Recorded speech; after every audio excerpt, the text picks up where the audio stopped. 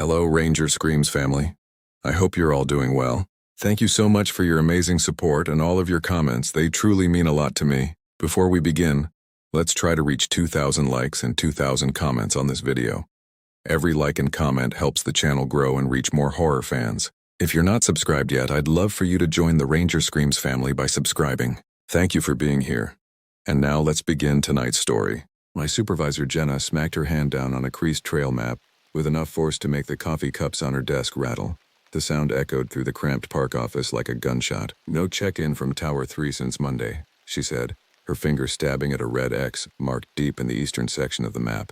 "You're the only one on this week who knows that stretch." She said it like it was no big deal, just another box to check, another item on the endless list of maintenance tasks that kept the park running. But something in her voice carried an edge I hadn't heard before. A tightness that suggested this wasn't quite as routine as she wanted it to sound. I didn't argue. That tower was mine, in a way. I'd done the hike plenty of times over the past 2 summers, knew every route and rock on that trail.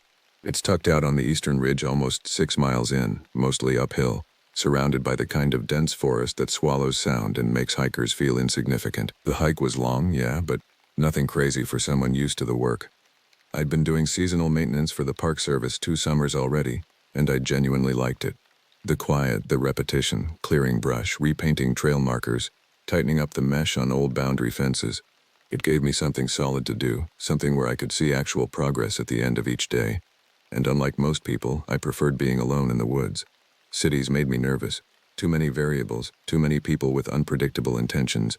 Out here, the rules were simpler. Last transmission was Monday at 14:30, Jenna continued, shuffling through a stack of weather reports. Automated systems should be sending updates every 30 minutes. Something's knocked it offline. She handed me the paperwork and a spare radio. The heavy kind with the long antenna that always made me feel like I was cosplaying as a park ranger from the 1980s. The radio crackled with static when I tested it, picking up fragments of conversation from other stations scattered across the park's vast territory. "Could be storm damage," I offered, though we both knew the weather had been clear all week. "Or animals. Bears sometimes mess with equipment if they smell food residue." Jenna nodded, but her expression remained troubled. "Yeah, probably something simple. Still, protocol says we need eyes on it. Take the overnight gear just in case you get up there, and it's a bigger job than expected." I gathered my pack from the equipment room, methodically checking each item. First aid kit, emergency shelter, 3 days of rations, water purification tablets, the works. The gear felt heavier than usual as I shouldered it, though I knew that was just my mind playing tricks. Everything was exactly the same weight it had always been. The drive to the trailhead took 45 minutes on winding Forest Service roads that seemed to get narrower with each passing mile. Ancient Douglas firs pressed close to the asphalt, their massive trunks creating a living tunnel that filtered the afternoon sunlight into shifting patterns of gold and shadow. I'd driven this route dozens of times, but today something felt different. The forest seemed denser somehow, more watchful. I parked at the familiar gravel lot, empty except for my truck and a rusted picnic table that hadn't seen use in years. The trailhead marker was faded but readable. Tower Ridge Trail, 5.8 miles to Tower 3, difficult. Someone had scratched additional words below the official text, too worn to make out clearly, but they looked old, carved deep into the wood and weathered by countless seasons. The trail started off with a steady incline, winding through oak and spruce in a pattern I could navigate in my sleep. My boots found their familiar rhythm, crunching over roots and dry soil, avoiding the loose rocks I knew would shift underfoot. After the first mile, my body fell into that automatic state that comes with repetitive physical work. My legs handled the grade while my mind drifted. But today, the usual mental quiet felt different. Instead of the peaceful emptiness I normally found on these hikes, my thoughts kept circling back to the tower. 3 days without contact. In my experience, equipment failures were rarely clean or simple. When gear broke in the backcountry, it usually broke in weird ways, often ways that suggested something had been actively destroying it. Around the second mile, the trail turned into tighter switchbacks, following the contours of the ridge as it climbed toward the tower's remote location. This section was not as well maintained as the lower portions, the kind of path where the white blazes painted on trees were fading, and you had to rely on landmarks and experience instead of clear signage. I knew this route intimately. I knew which rocks turned slippery after rain, where the trail narrowed enough that you had to turn sideways to squeeze between trees, which fallen logs made good rest stops. I'd been up to Tower 3 probably 15 times over the past 2 years, doing routine maintenance, replacing batteries, clearing vegetation that threatened to interfere with the equipment. Never seen another person up there, which made sense. The tower wasn't on any tourist maps. It existed purely for weather data collection, part of a network of automated stations that fed information to the National Weather Service. Most hikers had no reason to know it existed, let alone make the long trek to reach it. The old signal tower had been installed sometime in the 1970s, back when the technology was bulkier and required more hands-on maintenance. Half-rotted wood and half-rusted steel, it perched on the eastern ridge like a forgotten monument to an earlier era of forest management. Most of the park's newer towers were fully automated and solar-powered, but Tower 3 still required regular check-ins and occasional manual resets. As I climbed higher, the forest began to change. The mixed hardwoods of the lower elevations gave way to primarily coniferous trees, spruce, fir, and pine that grew taller and closer together. The canopy thickened overhead, reducing the available light and creating a perpetual twilight, even in the middle of the afternoon. That's when I first noticed the silence. It wasn't sudden or dramatic. The quiet crept in gradually, like water rising slowly in a basement. At first I attributed it to normal variations in forest activity. Some areas were naturally quieter than others, especially during certain times of day when animals were less active. But as I continued climbing, the absence of sound became more pronounced. No birdsong, no squirrels chattering in the trees, no insects buzzing around my head. Even the wind had stilled completely, leaving the forest in an unnatural state of suspension. I paused on a small rocky outcrop to catch my breath and really listen. Nothing. Not even the distant sound of my own footsteps echoing back from the trail behind me.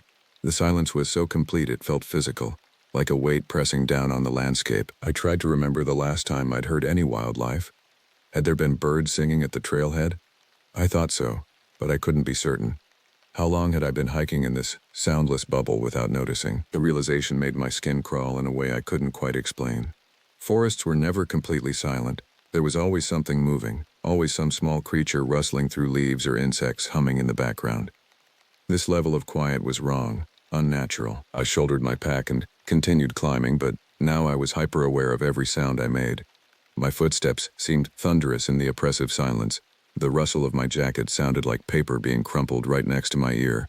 Even my breathing felt too loud, too intrusive in this hushed cathedral of trees. By the time the tower came into view, the day had taken on that weird gray quality that sometimes happens deep in old forests, not quite overcast but filtered and muted, as if the light itself was being absorbed by something unseen. The sun was still up, still technically providing illumination, but the shadows had grown long and strange, stretching in directions that didn't quite match the angle of the light. Tower 3 stood against the gray sky like a broken bone protruding through skin. Even from a distance I could see that something was fundamentally wrong with its structure. The weathered wooden platform at the top had always leaned slightly to one side, a quirk of age and shifting foundations that I'd noted in previous maintenance reports. But now it appeared to have collapsed entirely on the north end. The metal framework that supported the observation equipment looked twisted, warped in ways that didn't suggest simple weather damage or gradual decay. Some of the support beams had been bent at impossible angles, as if something with tremendous strength had grabbed them and deliberately twisted them into new configurations. I approached slowly, my boots silent on the carpet of pine needles that surrounded the tower's base. The metal stairs leading up to the platform were covered in rust that looked fresh, bright orange streaks that hadn't been there during my last visit 3 weeks ago. Each step creaked under my weight, the sound unnaturally loud in the continuing silence, but the structure held. Climbing those stairs felt like ascending into some kind of sacred space, though sacred in the wrong way, like a church that had been desecrated and left to rot. The higher I went, the stronger that feeling became, a crawling sensation between my shoulder blades that suggested I was being observed from multiple directions simultaneously. I didn't want to acknowledge the feeling, didn't want to give it power by naming it, but it clung to me like smoke as I climbed. The sensation of being watched, studied, evaluated by intelligences that remained hidden but undeniably present. At the top, the hatch into the lookout cabin was wedged halfway open, metal hinges screaming in protest as I forced it wider. The opening was barely large enough for my shoulders, and I had to twist sideways to squeeze through, my jacket catching on rough edges of bent metal. The inside of the cabin was a disaster that went far beyond simple equipment failure. The solar panel array, usually mounted securely beside the main window to catch optimal sunlight, had been ripped from its housing and hurled into the far corner. The thick cables that connected it to the battery system hung loose, their copper cores exposed and corroded. The metal frame of the panel itself was bent and twisted, as if something had grabbed it with incredible force and simply pulled until the mounting bracket snapped. The communications radio had been smashed with what appeared to be systematic thoroughness. This wasn't random vandalism or animal damage. Someone or something had taken time to ensure that every component was completely destroyed.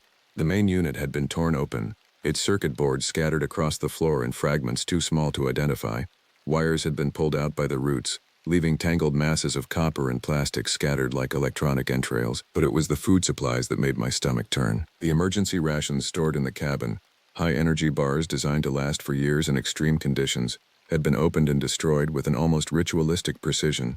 The packages hadn't been torn open by hungry animals or careless humans.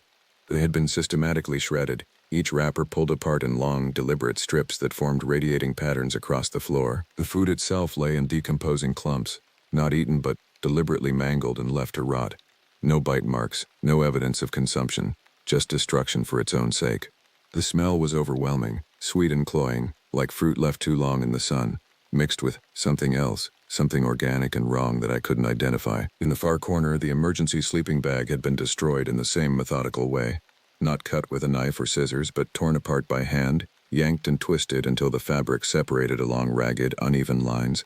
Synthetic stuffing had been pulled out and scattered across the entire floor of the cabin, creating a carpet of white and gray fibers that reminded me uncomfortably of shed skin or molted fur. But it was what I found in the center of the floor that made me step back toward the door. Someone had drawn a circle in the wooden planks, about 4 feet in diameter, inscribed with obsessive precision. The medium wasn't chalk or marker or paint. It was something organic, something that had dried to a dark brown crust that flaked away when I accidentally scuffed it with my boot. It looked like mud, but the smell suggested otherwise. The metallic, copper scent that rose from the dried markings was unmistakable, even to someone with no forensic training. This was blood, and a lot of it, carefully applied and left to dry over what must have been several days. The circle wasn't empty. Arranged within its boundaries were objects that made no immediate sense, twisted pieces of metal that might have been parts of the destroyed equipment, small bones that looked too clean and white to be natural forest detritus, and what appeared to be strips of fabric arranged in patterns that hurt to look at directly. I stared at the display for maybe 5 seconds before backing toward the door, not rushed but steady and controlled. Whatever had happened in this cabin, whatever rituals or ceremonies had taken place here, I wanted no part of it. The smart thing to do was document what I'd found, get back to park headquarters, and let someone with actual authority figure out next steps. But first, I had to get down from this tower and back to civilization. I descended the metal stairs more quickly than I'd climbed them, eager to put distance between myself and whatever energy still lingered in that desecrated cabin. At the base of the tower, I took a deep breath of forest air and tried to process what I'd seen. The destruction was too thorough, too deliberate to be random. Someone had spent considerable time in that cabin, systematically destroying everything that could connect the tower to the outside world. The blood circle suggested occult involvement, though I had no expertise in that area and no desire to develop any. What concerned me more immediately was the question of where the perpetrators had gone. The level of destruction suggested multiple people working over an extended period, but I'd seen no evidence of a campsite, no tire tracks on the service roads, no indication of how they'd reached this remote location or where they'd gone afterward. I pulled out my radio and tried to raise the park office. Static filled the channel, with occasional fragments of voices too distorted to understand. I adjusted the frequency and tried again. Nothing but electronic noise. That's when I noticed that the trail back looked wrong. The path I'd followed to reach the tower should have been clearly visible, leading downhill toward the junction where it connected with other trail systems before eventually reaching the service road where I'd parked. I'd walked this route enough times to navigate it in poor light or bad weather, but the trees looked unfamiliar, not completely, just off enough to create a nagging sense of disorientation. There was a pine tree split down the middle by what appeared to be lightning damage that I didn't remember seeing on the way up. One of the metal trail markers had been bent upward at an unnatural angle, twisted so that it pointed skyward instead of indicating direction along the trail. I walked toward the damaged marker, thinking I could use it as a reference point to regain my bearings. But when I reached the spot where it should have been mounted, I found only a bare patch of bark where the mounting screws had been removed. The marker itself dangled from a single remaining screw, spinning slowly in the still air. 20 feet further along what I thought was the trail, I looked for the next marker. Nothing. Just smooth tree bark where the familiar white blazes should have been painted. I continued walking, increasingly certain that I was on the right path, despite the missing markers. But after 50 yards, I still hadn't found a single trail sign.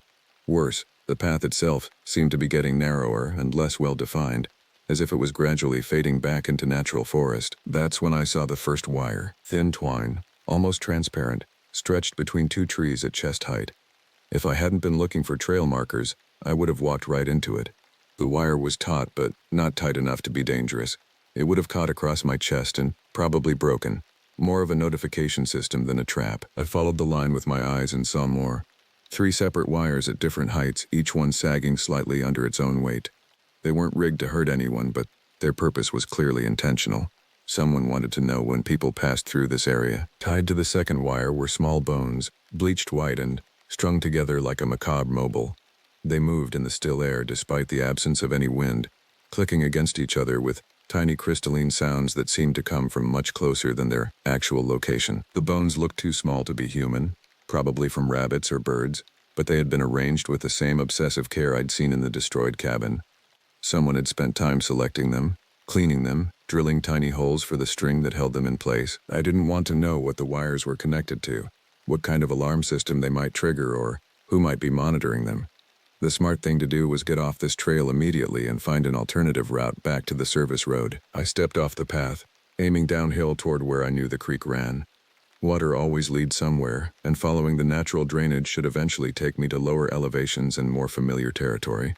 Even if I couldn't find the exact trail I'd use to reach the tower, any downhill route would eventually intersect with Park Service roads, but 20 minutes of careful hiking through increasingly dense underbrush brought me no closer to the sound of running water.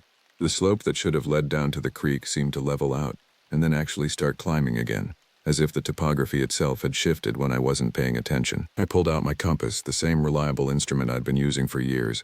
The needle spun lazily, unable to settle on any particular direction. Not the frantic spinning that might indicate magnetic interference from underground metal deposits, just a slow, lazy rotation that suggested the instrument could no longer find magnetic north. I tapped the compass housing, shook it gently, waited for the needle to stabilize. Nothing. The compass continued its slow rotation, as if magnetic north no longer existed or had moved to some location far from where it was supposed to be. That's when the air around me changed. Not temperature or humidity or any physical property I could measure. The pressure shifted, like someone had opened a door in a sealed room, equalizing differences I hadn't realized existed. And then I heard it. A single dry crack, sharp and clear in the oppressive silence. A branch breaking under weight, somewhere to my left and slightly behind me. Then silence. Then another crack, more distant, from a different direction entirely. My body reacted before my conscious mind processed what was happening. I started walking, not fast, not panicked, just moving with the kind of controlled purpose that comes from years of hiking in remote areas where help is far away and bad decisions can have lasting consequences. I kept my breathing steady and my eyes forward, focusing on the terrain immediately ahead rather than trying to peer into the shadows between trees. Every survival manual I'd ever read emphasized the same point. In dangerous situations, panic kills more people than actual threats. Stay calm, stay focused, keep moving toward safety. But it was hard to ignore the systematic nature of the sounds following me. Another crack, this one closer and definitely behind me. A rustling of leaves that lasted exactly 3 seconds before cutting off abruptly. The soft thud of something heavy dropping from a significant height onto forest floor. I didn't look back. Looking back invites engagement, suggests that you're aware of pursuit and willing to participate in whatever game your followers want to play. Better to appear oblivious while remaining alert, to seem like just another hiker making his way through the woods on legitimate business. The sounds continued, but they maintained a consistent distance, as if whatever was making them was content to observe for now rather than close the gap. That was encouraging in a way. Predators that intend immediate harm don't usually announce their presence or maintain respectful distances, but it was also deeply unsettling. The pattern suggested intelligence, planning, coordination. Random animals don't organize complex surveillance operations. Whatever was following me was doing so with purpose and patience. I angled southwest, following the faintest suggestion of a game trail that wound between massive tree trunks. The light filtering through the canopy had taken on an even stranger quality, green-tinged and directionless, as if it was being reflected and scattered by something in the air itself. That's when I saw the first shape. It was crouched behind a fallen log about 30 yards to my left, partially concealed by the massive root system that had been exposed when the tree fell. At first glance, it looked like a person in a pale gray jacket, perhaps another hiker who had stopped to rest or examine something on the ground, but the proportions were wrong. The head was too large relative to the body, and the neck appeared far too long to be human. When it moved, just a slight shift in position, the motion was fluid in a way that suggested joints that bent in different places than they should. The moment I focused my attention on it, the shape ducked out of sight behind the log. Not quickly, not frantically, but with deliberate care, as if it understood that it had been observed and wanted to avoid further scrutiny. I continued walking, pretending I hadn't seen anything, while my peripheral vision tracked movement in the forest around me. More shapes, at least 3 of them, keeping pace but maintaining distance. They moved through the trees with an efficiency that suggested long familiarity with this terrain, stepping over obstacles and ducking under branches without seeming to look where they were going. Then I made the mistake of looking up. 3 more figures perched in the trees above me, balanced on branches that should have been too thin to support any significant weight. They weren't using any kind of equipment or support structure. They were simply crouched on the branches like enormous, pale birds, their limbs folded in configurations that made my joints ache just to look at. The one closest to me held something in its hands, turning it over and over with long, thin fingers that moved independently like spider legs.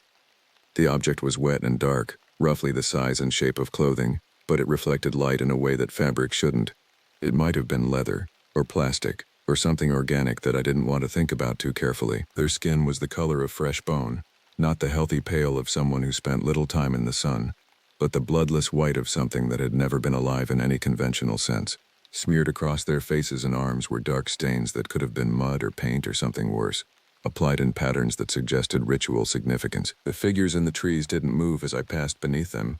They simply watched with the kind of patient attention that predators reserve for prey they're confident they can catch whenever they choose to make the effort. I ducked low and kept moving, sliding between saplings and following narrow deer paths through the underbrush.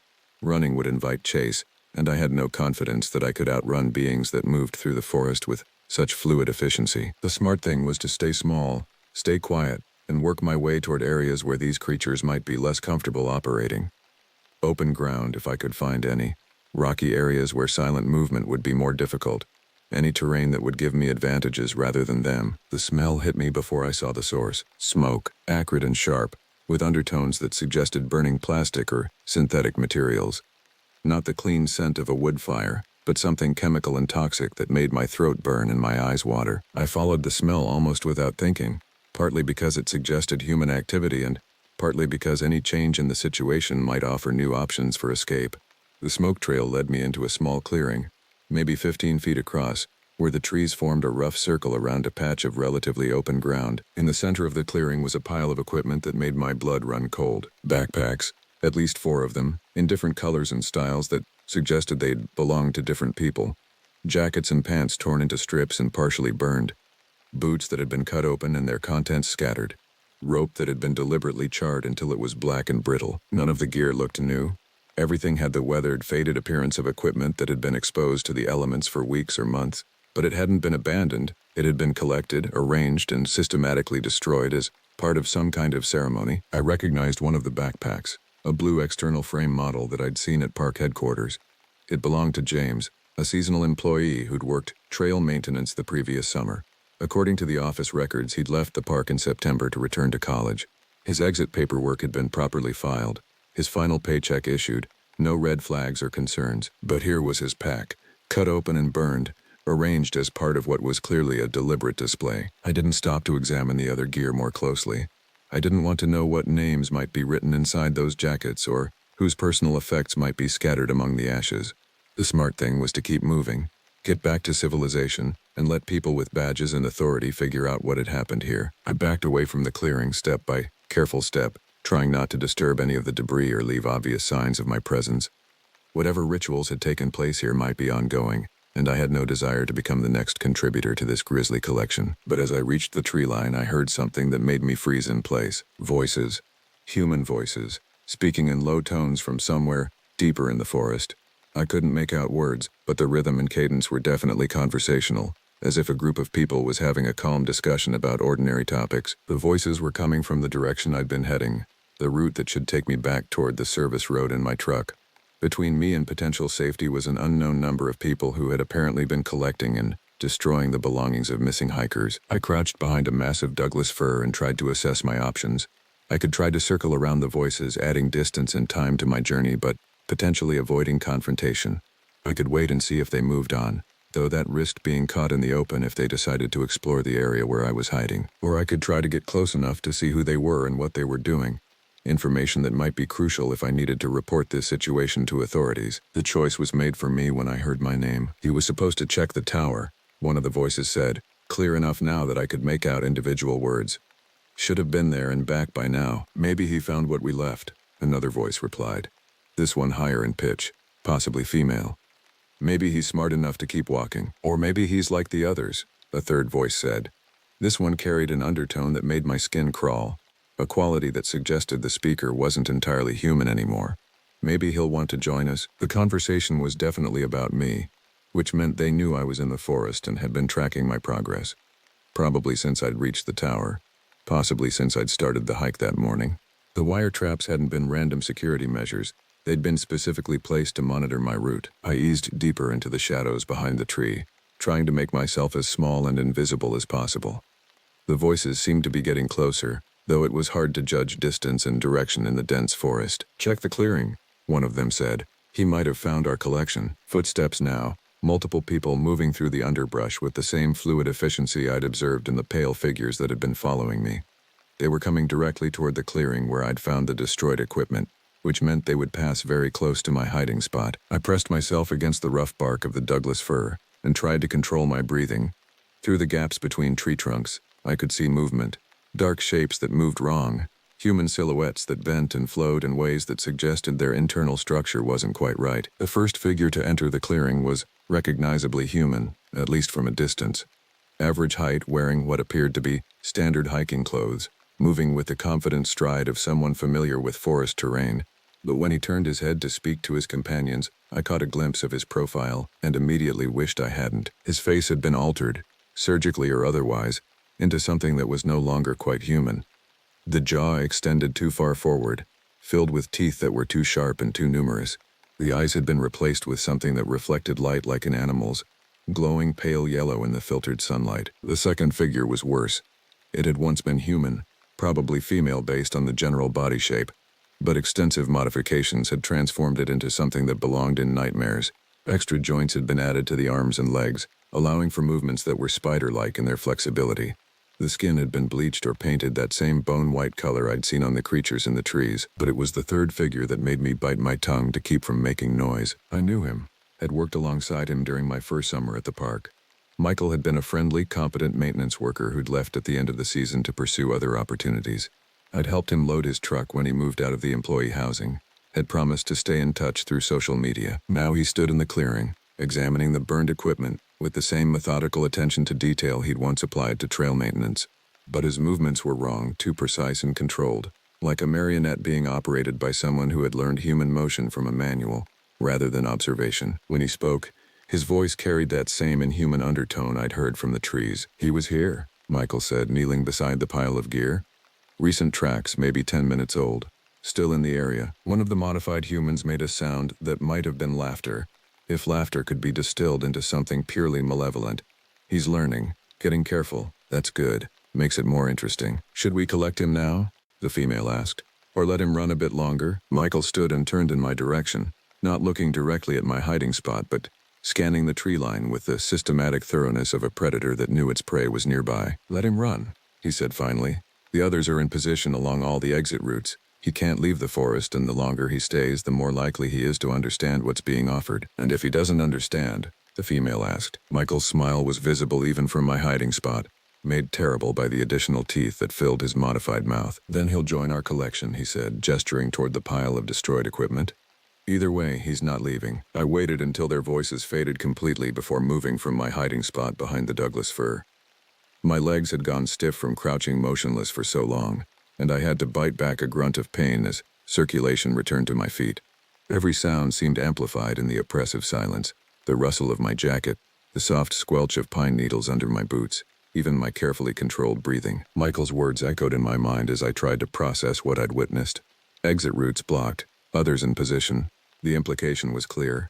I was trapped in an area of forest controlled by people who had undergone some kind of systematic transformation into something no longer quite human. But trapped didn't mean helpless. I'd spent enough time in wilderness areas to know that there are always more routes through terrain than the obvious ones. game trails, creek beds, ridgelines that don't appear on any map. If these creatures were focused on the main trails and service roads, there might be alternatives they hadn't considered. I needed to get higher, gain some perspective on the landscape, and identify potential escape routes. The ridge system that housed Tower 3 extended for miles in both directions, connecting with other ridges that eventually led back to civilization. If I could reach high ground and navigate by landmark rather than trail, I might be able to circumvent whatever perimeter they'd established. Moving as quietly as possible, I began working my way uphill, following deer paths and natural corridors between trees. The forest seemed to grow denser as I climbed, the canopy overhead becoming so thick that the afternoon light was reduced to a dim green twilight that made distance judgment difficult. Every few minutes I paused to listen for signs of pursuit. The unnatural silence continued, broken only by the soft whisper of wind through pine needles and the occasional crack of settling wood. No bird song, no small animals rustling through underbrush, no insects buzzing around my head. It was as if the presence of the modified humans had driven all normal wildlife from this area. After climbing for what felt like an hour, I reached a rocky outcrop that offered a view of the surrounding forest. The sight that greeted me was profoundly disturbing. From this elevated position, I could see clear evidence of systematic modification throughout the forest below. Trees had been marked with the same dark brown substance I'd seen in the tower cabin, blood, almost certainly, applied in symbols and patterns that covered entire trunks. Some trees had been deliberately killed, their bark stripped away in precise spirals that left them standing like white bone monuments in the green wilderness. Clearings had been cut at regular intervals, each one containing structures that served no purpose I could identify. Wooden frameworks built from stripped logs, arranged in geometric patterns that suggested ritual significance. Stone circles filled with what appeared to be organic debris, bones, rotting vegetation, scraps of fabric, and throughout the modified landscape I could see movement. Dark figures moving between the clearings with purposeful coordination, following patterns that suggested they were executing some kind of systematic search operation. They were hunting me, and they were doing it with the patience and organization of people who had extensive experience tracking prey through difficult terrain. I studied the landscape, looking for potential escape routes. To the west, the ridge system continued for several miles before descending toward a state highway that marked the park's boundary. To the east, the terrain became increasingly rugged, eventually reaching areas that were too steep and rocky for easy travel. North and south looked like dead ends. The forest extended for miles in both directions, all of it apparently under the control of whatever organization had claimed this territory. West seemed like my best option, but it would require crossing several of the modified clearings and staying ahead of the search teams that were systematically working their way through the forest. Doable, but only if I could move faster than they expected and avoid the obvious routes they would be monitoring. I was preparing to leave the outcrop when I noticed something that made my blood freeze. One of the dark figures was climbing toward my position, moving up the steep slope with the same fluid efficiency I'd observed earlier.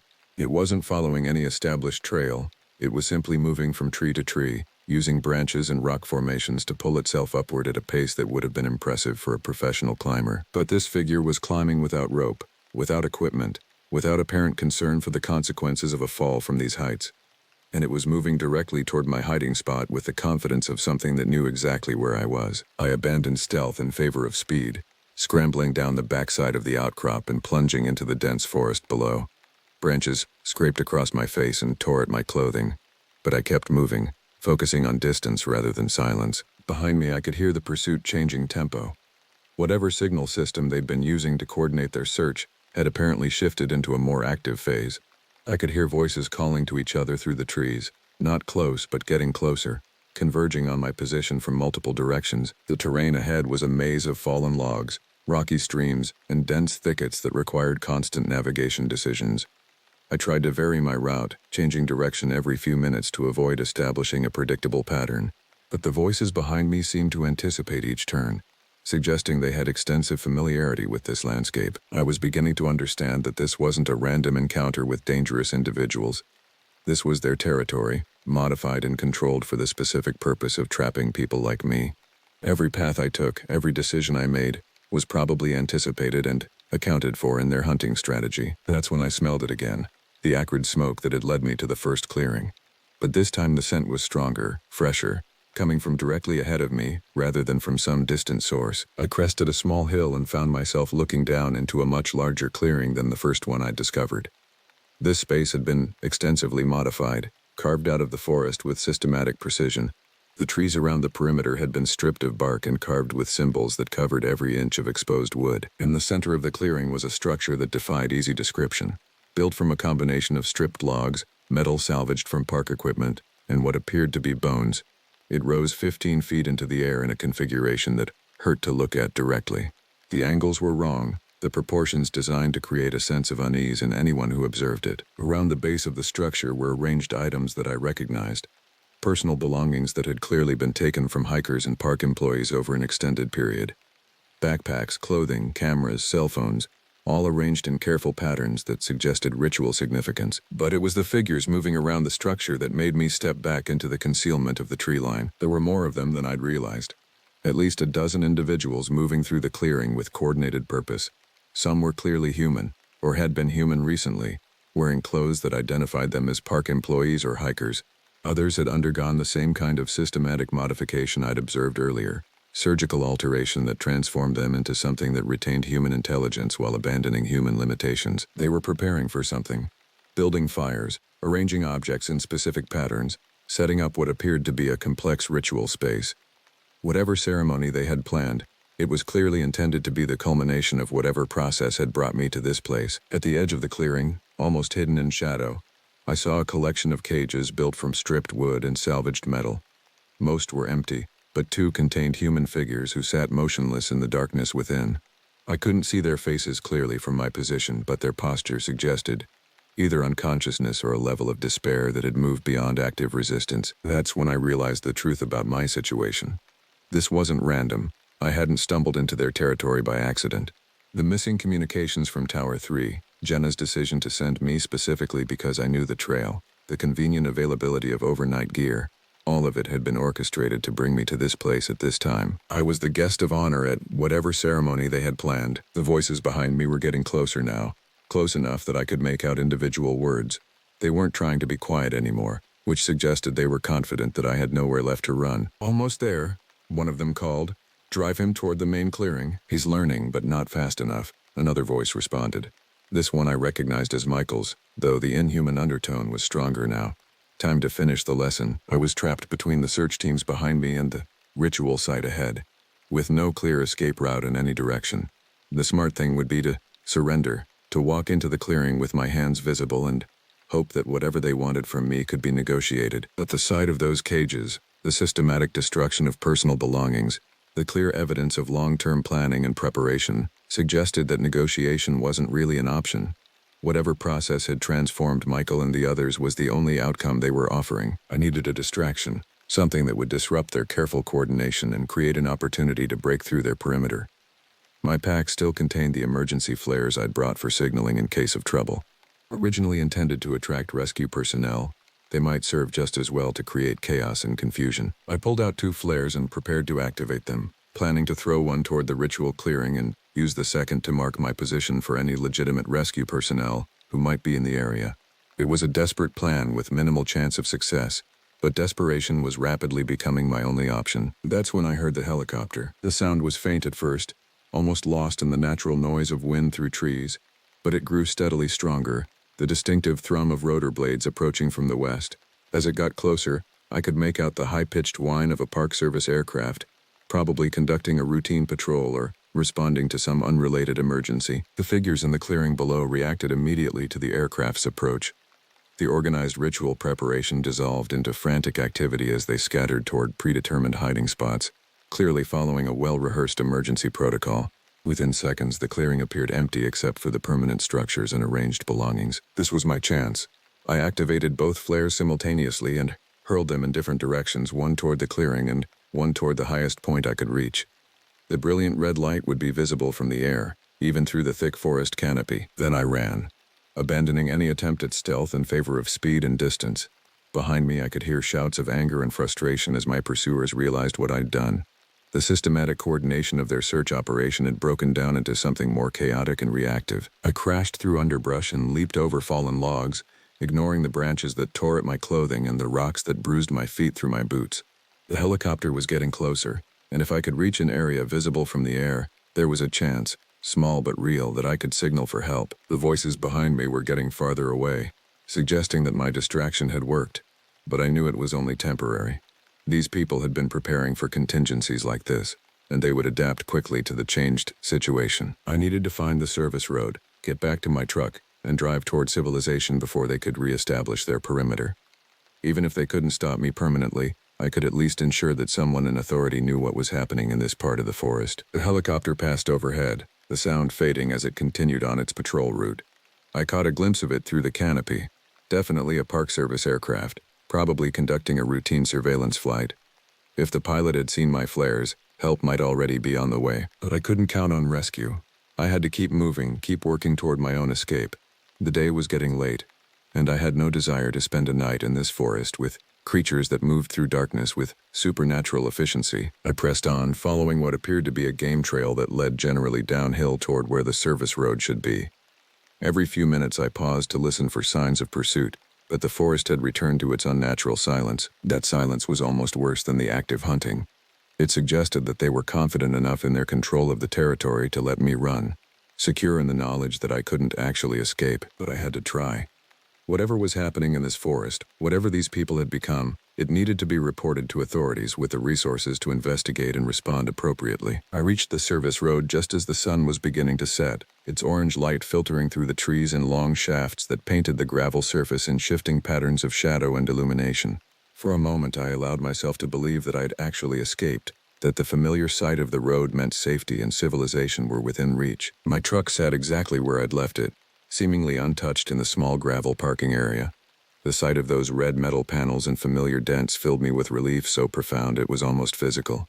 I jogged the last 100 yards, keys already in my hand, focused entirely on getting the engine started and putting as much distance as possible between myself and the modified forest behind me. It wasn't until I reached the driver's door that I noticed the details that proved my escape had been an illusion. All 4 tires had been deflated, not slashed but carefully emptied of air through the valve stems. The cuts were clean and precise, done with tools rather than random vandalism.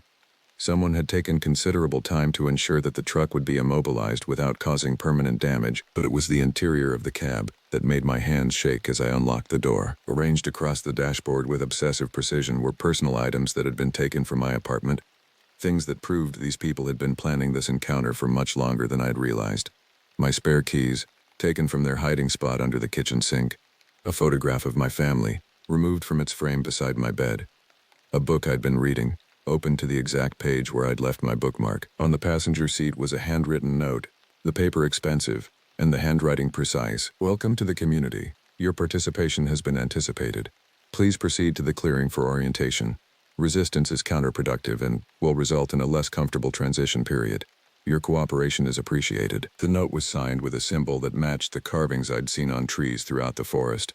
A complex geometric pattern that seemed to shift and change when I looked at it directly. I backed away from the truck, my mind racing through implications I didn't want to acknowledge. They had been inside my home, studying my life, preparing for this encounter with a level of detail that suggested months of planning. This wasn't a random encounter with dangerous individuals, it was a carefully orchestrated recruitment operation. But recruitment for what? And how many others had received similar invitations to join whatever community they were building in this remote forest? The sound of an engine approaching from deeper in the forest interrupted my analysis. I stepped into the tree line, using my disabled truck as concealment while I tried to identify the source of the noise. A Park Service vehicle emerged from a side road I hadn't noticed earlier, moving slowly toward the parking area. The truck was familiar. I'd seen it at headquarters many times, but I couldn't immediately identify the driver through the glare on the windshield. As it pulled up beside my truck, I felt a moment of genuine relief. Finally, legitimate help had arrived, someone in authority who could call for backup and coordinate a proper response to what I'd discovered in the forest. The driver's door opened, and a figure stepped out wearing a standard Park Service uniform. Average height, standard issue equipment, moving with the confident professionalism I'd observed in experienced rangers. But something about his movements seemed familiar in a way that made my stomach clench with dread. When he turned toward my truck, I saw his face clearly for the first time. It was Michael, not the modified, surgically altered version I'd seen in the clearing, but the Michael I remembered from 2 summers ago. Completely human in appearance, wearing a legitimate Park Service uniform, carrying official identification and radio equipment. He walked around my truck with the systematic thoroughness of someone conducting a routine inspection, noting the deflated tires and examining the interior without surprise or concern. This was clearly not the first time he'd responded to this particular scenario. When he finished his inspection, he pulled out his radio, and made a brief transmission. Unit 7 to base. Responding to vehicle at trailhead parking area. Driver appears to have encountered mechanical difficulties. Will provide assistance and transport back to headquarters. The response came immediately, crackling through the radio with perfect clarity. Copy that, Unit 7. Any sign of the maintenance worker who was checking Tower 3? Negative, Michael replied, his voice carrying the same professional tone I remembered from our working relationship. Vehicle is here but no sign of the driver. We'll conduct limited search and file report. He clipped the radio back to his belt and called out toward the forest. Park Service, if anyone needs assistance, please identify yourself. I remained hidden, watching this performance with growing horror. Michael was clearly part of the organization that had been hunting me through the forest, but he was also apparently maintaining his role as a legitimate park employee. The implications were staggering. How many other staff members had been recruited or replaced? How long had this community been operating within the park system? After waiting a few minutes for a response that didn't come, Michael returned to his truck and made another radio call. Base, this is Unit 7, no response to verbal contact. Beginning limited grid search of immediate area. He moved into the forest with the systematic precision of someone following established search protocol. But I noticed that his route took him directly away from my actual hiding spot. This wasn't a genuine search, it was theater, performed for the benefit of whoever was monitoring radio communications. 20 minutes later, he returned to the parking area and made a final radio transmission. Unit 7 to base, search complete. No sign of missing personnel. Recommend scheduling follow-up search for tomorrow with additional resources. Will arrange for tow service for abandoned vehicle. Copy that, Unit 7. Return to base for debriefing. Michael climbed back into his truck, but instead of driving toward park headquarters, he turned onto the side road that led deeper into the forest. Within minutes, the sound of his engine faded completely, leaving me alone in the gathering darkness. I waited another hour before emerging from my hiding spot, using the time to think through my options. My truck was immobilized. My radio wasn't functioning properly, and at least one park employee was part of the organization that controlled this area. Hiking out would mean traveling through miles of forest that they had extensively modified and were actively monitoring, but staying wasn't an option either. Night was falling, and I had no shelter, no food, and no way to defend myself against opponents who moved through darkness with supernatural efficiency. I decided to follow the main service road on foot, staying to the pavement where my tracks would be harder to follow and my movement would be faster than cross-country travel. It was a longer route than cutting through the forest, but it offered the possibility of encountering legitimate traffic or reaching communications equipment that hadn't been compromised. The walk toward civilization was a nightmare of paranoia and exhaustion.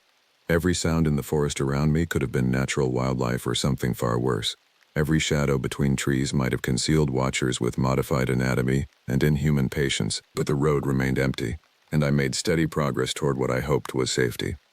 After 3 hours of walking, I finally saw lights ahead, the distant glow of the main park headquarters complex, where night shift staff maintained 24-hour operations. I approached the building complex with extreme caution, studying each vehicle in the parking lot and trying to identify which staff members might be on duty.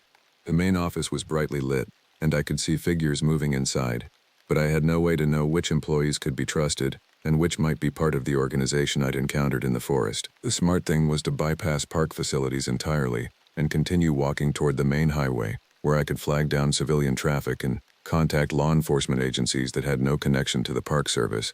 But I was exhausted, dehydrated, and increasingly desperate for some kind of human contact that didn't involve modified anatomy and ritual sacrifice. I decided to approach the main office, but carefully, ready to run if I saw any indication that the staff inside had been compromised. The night duty officer was someone I didn't recognize, a middle-aged man in standard uniform who was working on paperwork when I knocked on the door.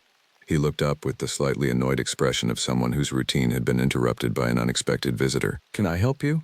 he asked through the glass door. "I'm one of the seasonal maintenance workers," I said, trying to keep my voice steady. "I was checking Tower 3 and encountered some problems. I need to report a serious incident." He studied me for a moment, taking in my torn clothing and obvious exhaustion, then unlocked the door and stepped aside to let me enter. "You look like you've had a rough day," he said. "Let me get you some water and you can tell me what happened." The office was warm and brightly lit, filled with the comfortable clutter of maps, reports, and communication equipment that suggested normal, bureaucratic operations. For the first time in hours, I allowed myself to believe that I might actually be safe. The duty officer handed me a bottle of water and settled behind his desk with a blank incident report form. "Now," he said, pen poised over the paper, "tell me exactly what happened out there." I took a deep breath and began describing my experiences. Starting with the destroyed equipment at Tower 3, and working through the systematic hunting operation I'd encountered in the forest. The duty officer listened without interruption, occasionally making notes but mostly just letting me talk. When I finished, he set down his pen and looked at me with an expression I couldn't quite read. "That's quite a story," he said finally. "Sounds like you've been through a traumatic experience." "It's all true," I said. "Every word. There's an organized group operating in that section of forest and at least one park employee is involved. We need to contact law enforcement immediately." The duty officer nodded thoughtfully, then reached for his radio. "I agree," he said. "This definitely needs to be reported to the appropriate authorities." He keyed the microphone and made a brief transmission. "Base to all units. We have a situation at headquarters. The missing maintenance worker has returned with information about Tower 3, requesting immediate response from senior staff." Within minutes I heard vehicles approaching the building. Car doors slammed in the parking lot, and footsteps approached the main entrance. I felt a surge of relief. Finally, people with authority and resources were taking this seriously. The door opened, and 3 figures entered the office. The first was Jenna, my supervisor, looking exactly as she had when she'd given me the assignment that morning. Professional, competent, showing appropriate concern for a subordinate who'd encountered difficulties in the field. The second was Michael, still in his Park Service uniform, still appearing completely human and normal. The third was someone I didn't recognize, but whose presence made my blood freeze.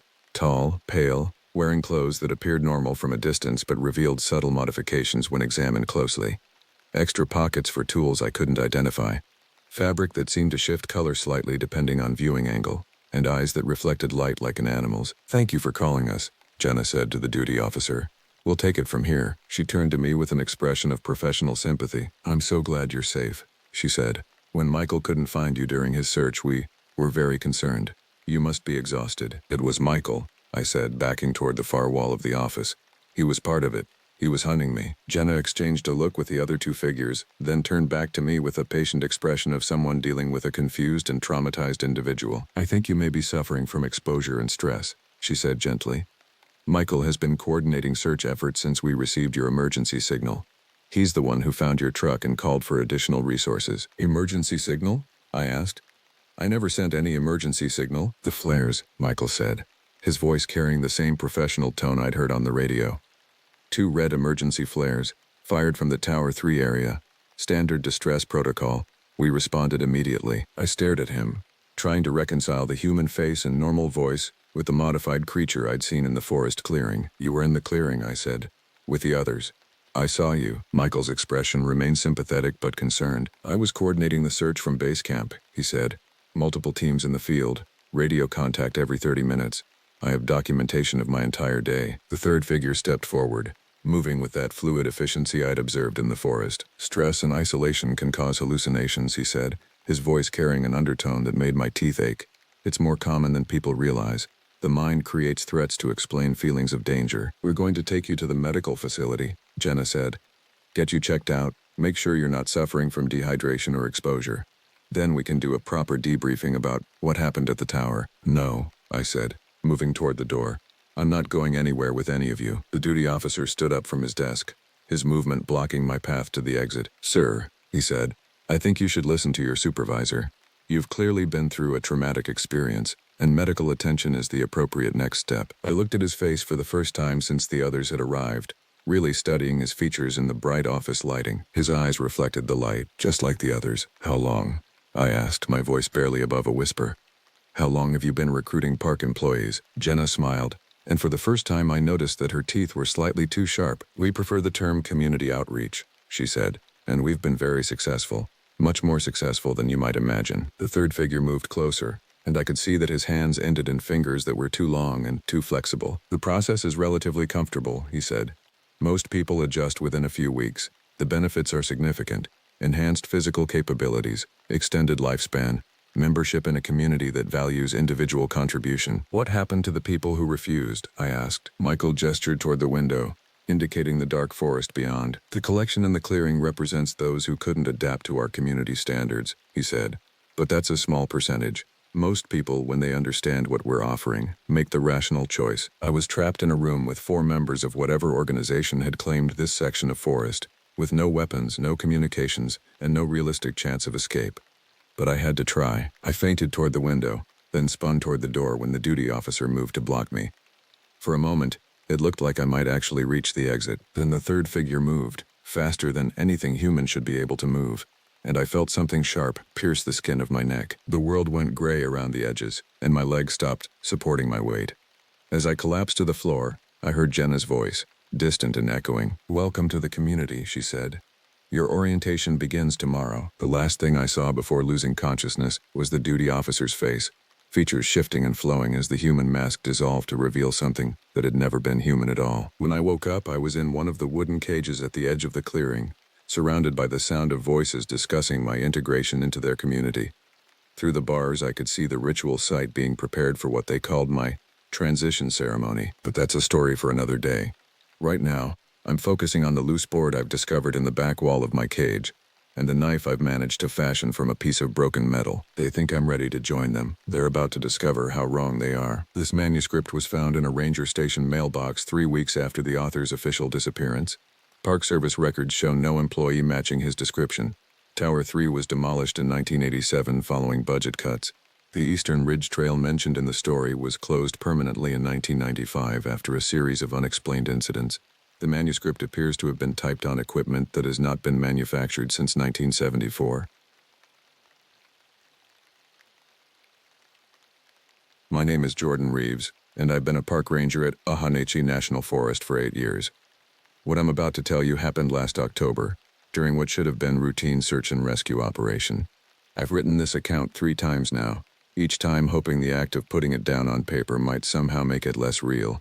It hasn't worked. The call came in on a Tuesday morning, crackling through my radio as I finished my coffee at the Kettle Creek Ranger Station.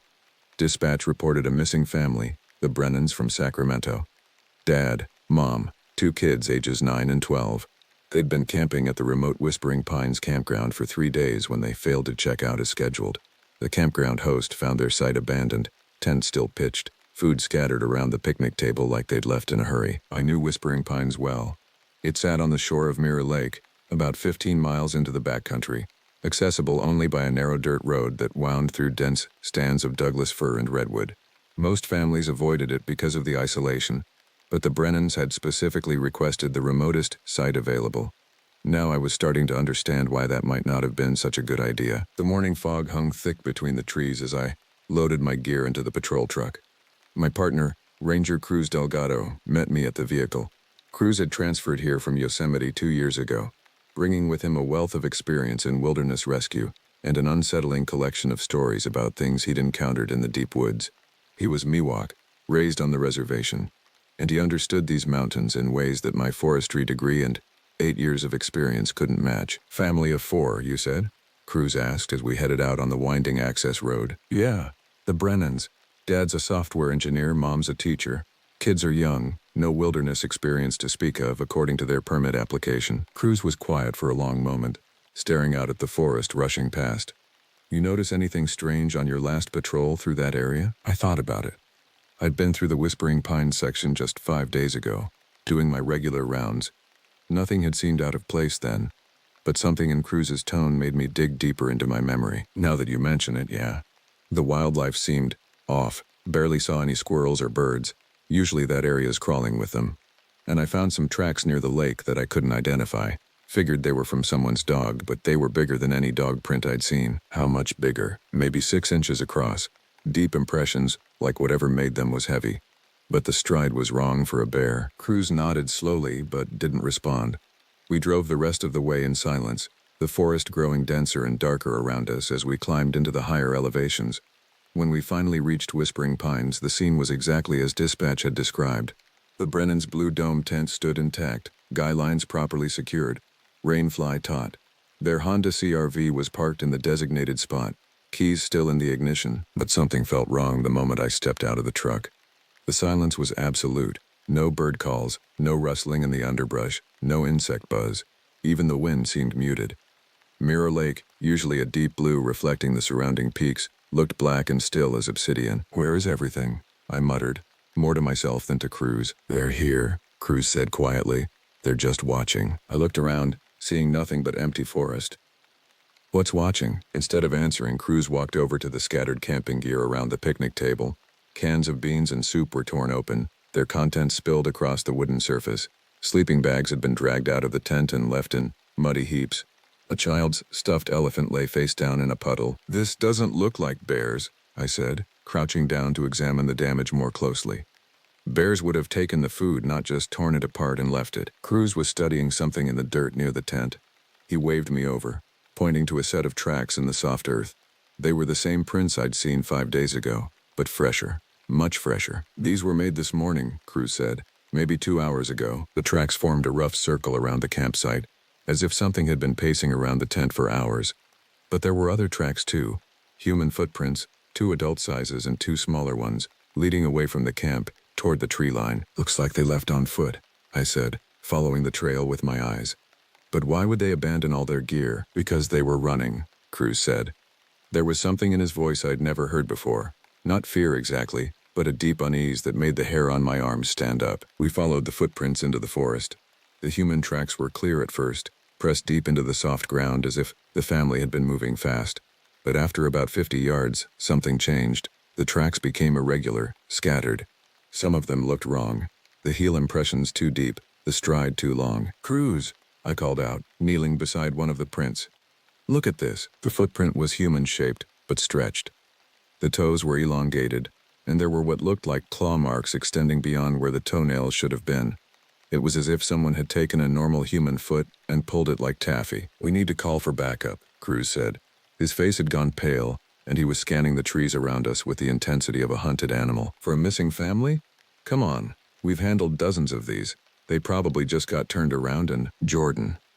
Cruz grabbed my arm, his grip tight enough to hurt. "Look at the trees." I followed his gaze upward. Carved into the bark of a massive Douglas fir, about 8 feet off the ground, were symbols I didn't recognize. They looked like scratches at first, but as I studied them, I realized they were deliberate, purposeful, and recent. Sap was still weeping from the fresh cuts. "What are they?" I asked. "Warnings," Cruz said. "Old warnings. My grandfather used to tell stories about marks like these. They mean we're being hunted." The forest around us suddenly felt different. What had been peaceful silence now felt like the held breath of something waiting. I found myself looking over my shoulder, scanning the shadows between the trees for movement that wasn't there. Hunted by what? Cruz was already backing toward the campsite. Something that shouldn't exist anymore. Something my people hoped had been buried with the old stories. We made it back to the truck just as the sun disappeared behind the mountain peaks, plunging the forest into an early twilight. I radioed for additional search teams and a K9 unit, though I wasn't sure what I was going to tell them when they arrived. How do you explain tracks that look human but aren't quite human? How do you describe the feeling that something intelligent and hostile is watching you from the darkness between the trees? As we waited for backup, Cruz told me about the skinwalkers, ancient practitioners of harmful magic who had sold their humanity for the ability to take animal form. They were said to inhabit the remote places, the forgotten corners of the wilderness where human influence had never quite taken hold. Most of the stories placed them in the Southwest, in Navajo territory. But Cruz's grandfather had insisted they existed wherever the old ways still held power. "They're drawn to fear," Cruz said as we sat in the truck, heaters running, doors locked. "They feed on it, and families camping alone in the deep woods, families with children." He didn't finish the sentence, but he didn't need to.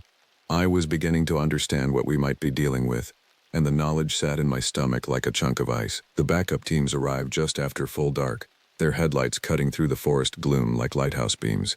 Sheriff's deputies, search and rescue volunteers, 2 K9 handlers with their German shepherds. I briefed them on what we'd found, leaving out the parts about the strange tracks and the symbols on the trees. I wasn't ready to sound crazy just yet, but the dogs knew something was wrong. They whined and pulled at their leashes, refusing to follow the trail into the forest. One of them, a 10-year-old veteran named Rex who'd found dozens of missing hikers over the years, simply lay down and wouldn't move. His handler, a grizzled volunteer named Pete, had never seen anything like it. "It's like they're afraid," Pete said, scratching his head. "But afraid of what?" We set up a base camp at the ranger station for the night, planning to launch a full grid search at first light. But as the team settled in to wait for dawn, I couldn't shake the feeling that we were already too late. That the Brennan family had encountered something in these woods that no amount of search and rescue training could have prepared them for. Around midnight, as I lay in my bunk staring at the ceiling, Cruz shook me awake. "Jordan," he whispered. "Listen." From somewhere deep in the forest came a sound unlike anything I'd ever heard. It started as a low howl, almost like a wolf, but then it changed. It became higher, more varied. It became human screaming, but not quite human. The sound carried on for nearly a minute before cutting off abruptly, leaving behind a silence so complete it felt like the world itself was holding its breath. "What was that?" I whispered. Cruz was sitting up in his bunk, fully dressed. "That," he said, "was what we're hunting, and now it knows we're here." Dawn came gray and muted, filtered through a canopy so thick it felt like twilight even at 7 in the morning. The search teams assembled at Whispering Pines as planned, but the atmosphere was different from the night before. Word had spread about the sounds from the forest, and even the most experienced volunteers seemed on edge. I divided the teams into 6 groups, each taking a different sector radiating out from the abandoned campsite. Cruz and I took the most challenging route, following the strange footprints deeper into the wilderness, toward the heart of the forest where few humans ever ventured. The trail led us through increasingly difficult terrain. Dense underbrush gave way to steep ravines carved by centuries of runoff. Ancient trees loomed overhead, their trunks so massive that 3 people holding hands couldn't reach around them. This was old forest, the kind that existed before European settlement, before logging, before anyone thought to map these mountains. "How far do you think they could have gotten?" I asked Cruz as we picked our way down a rocky slope. The footprints were harder to follow now, scattered across bare stone and thick mats of fallen leaves. "Depends on whether they were walking on their own," Cruz replied. The implications of that statement sent a chill down my spine. I was beginning to understand that Cruz believed the Brennan family hadn't simply gotten lost. He thought something had taken them. We'd been tracking for about 2 hours when we found the first piece of evidence, a child's sneaker, small enough to belong to the 9-year-old, Emma Brennan. It was wedged between 2 rocks at the bottom of a dry creek bed, the laces torn as if it had been pulled off forcefully. "This is fresh," I said, turning the shoe over in my hands. There was no weathering, no animal damage. She was here recently. Cruz was examining the ground around where we'd found the shoe. "Jordan, come look at this." In the soft sand of the creek bed, the tracks told a story I didn't want to believe. The human footprints were there. 2 adults, 2 children, but they were interspersed with something else. The elongated, claw-tipped prints I'd seen before, but now there were more of them. Many more. "How many do you think there are?" I asked. "At least 3, Cruz said. "Maybe more. They're moving in a pack." The radio crackled with reports from the other search teams. No sign of the family, but strange discoveries scattered throughout the forest. Team 3 had found a torn piece of fabric hanging from a branch 12 feet off the ground. Team 5 reported finding a trail of canned goods leading away from any established path, as if someone had been dropping them as markers. But it was the report from Team 6 that made my stomach drop. "Base camp, this is Team 6. We found something you need to see. About a mile northeast of the campsite, there's something that looks like an old cabin, but it's not on any of our maps." Cruz and I exchanged glances. We'd both been working this forest for years, and we knew every structure, every abandoned homestead, every old mining claim. There was no cabin in that area. "Team 6, describe what you're seeing," I radioed back. "It's maybe 100 years old, made of logs. Roofs partially collapsed, but the walls are still standing. There are bones scattered around the outside. Animal bones, we think. And there are more of those symbols carved into the doorframe." Cruz was already changing direction, following a compass bearing toward Team 6's location. I hurried to keep up, my mind racing. An unmapped cabin in the middle of nowhere, decorated with the same symbols we'd found at the campsite. It felt like a piece of a puzzle I didn't want to solve. We found Team 6 clustered at the edge of a small clearing, their faces pale and drawn. The cabin squatted in the center of the space like a wounded animal, its log walls dark with age and moisture. The roof had indeed partially collapsed, revealing glimpses of the interior that somehow seemed darker than the shadows around it. But it was the bones that commanded attention. They were scattered in rough circles around the building, some picked clean and white with age, others still bearing scraps of fur and sinew. I could identify deer, rabbits, and what looked like the remains of several dogs, but there were others, larger bones that I couldn't immediately classify. "Anyone been inside?" I asked. The team leader, a volunteer named Rodriguez, shook his head. "We were waiting for you, but we could hear something moving around in there, scratching sounds, like something digging." The symbols carved into the doorframe were more elaborate than the ones we'd found on the tree. They formed a pattern that seemed to writhe and shift when I looked at it directly, as if the scratches were moving of their own accord. Cruz pulled out his phone and took pictures, though his hands were shaking as he worked. "We need to go in," I said, though every instinct I had was screaming at me to turn around and walk away. "No," Cruz said firmly. "We don't need to go in. We need to leave. Now." "But if the family is in there?" "If the family is in there, then they're already dead." The words hung in the air like a challenge. I looked around at the assembled search team. seeing my own doubts reflected in their faces. These were experienced outdoors people, men and women who'd spent decades in the wilderness, but I could see fear in their eyes, the kind of primal terror that comes from encountering something that shouldn't exist. "I'm going in," I said. "Radio for backup if I'm not out in 10 minutes. I approached the cabin door, noting how the wood around the handle was scarred and gouged, as if something with claws had been working at it from the inside. The door itself hung slightly ajar, revealing nothing but darkness beyond. The smell hit me as soon as I pushed the door open, a mixture of rot and musk and something else I couldn't identify. Something wild and predatory and wrong. I clicked on my flashlight and stepped inside. The interior was larger than it had appeared from outside, extending back into shadows that seemed to swallow my light.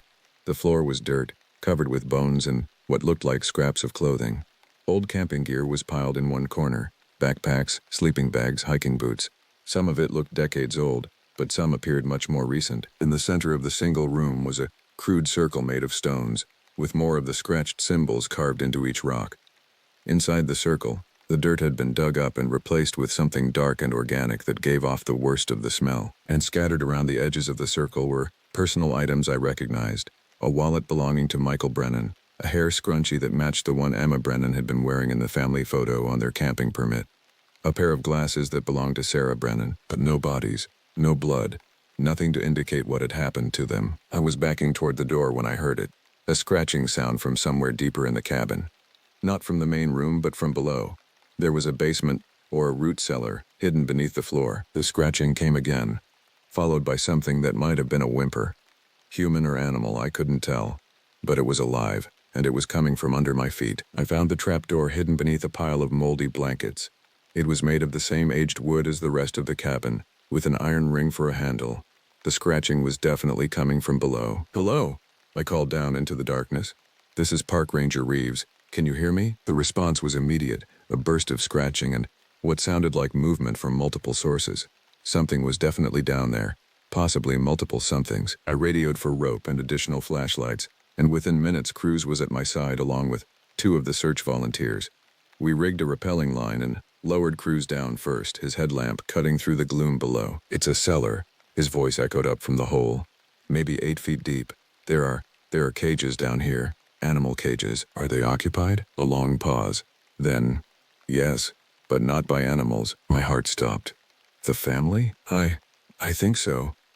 But Jordan, something's wrong with them. Something's very wrong." I rappelled down into the cellar, my feet hitting packed earth that felt soft and spongy underfoot.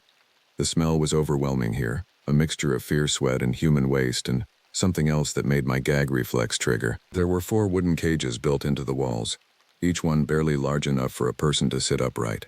3 of them were occupied. The figures inside looked human at first glance, but as my eyes adjusted to the light, I realized that something fundamental had changed.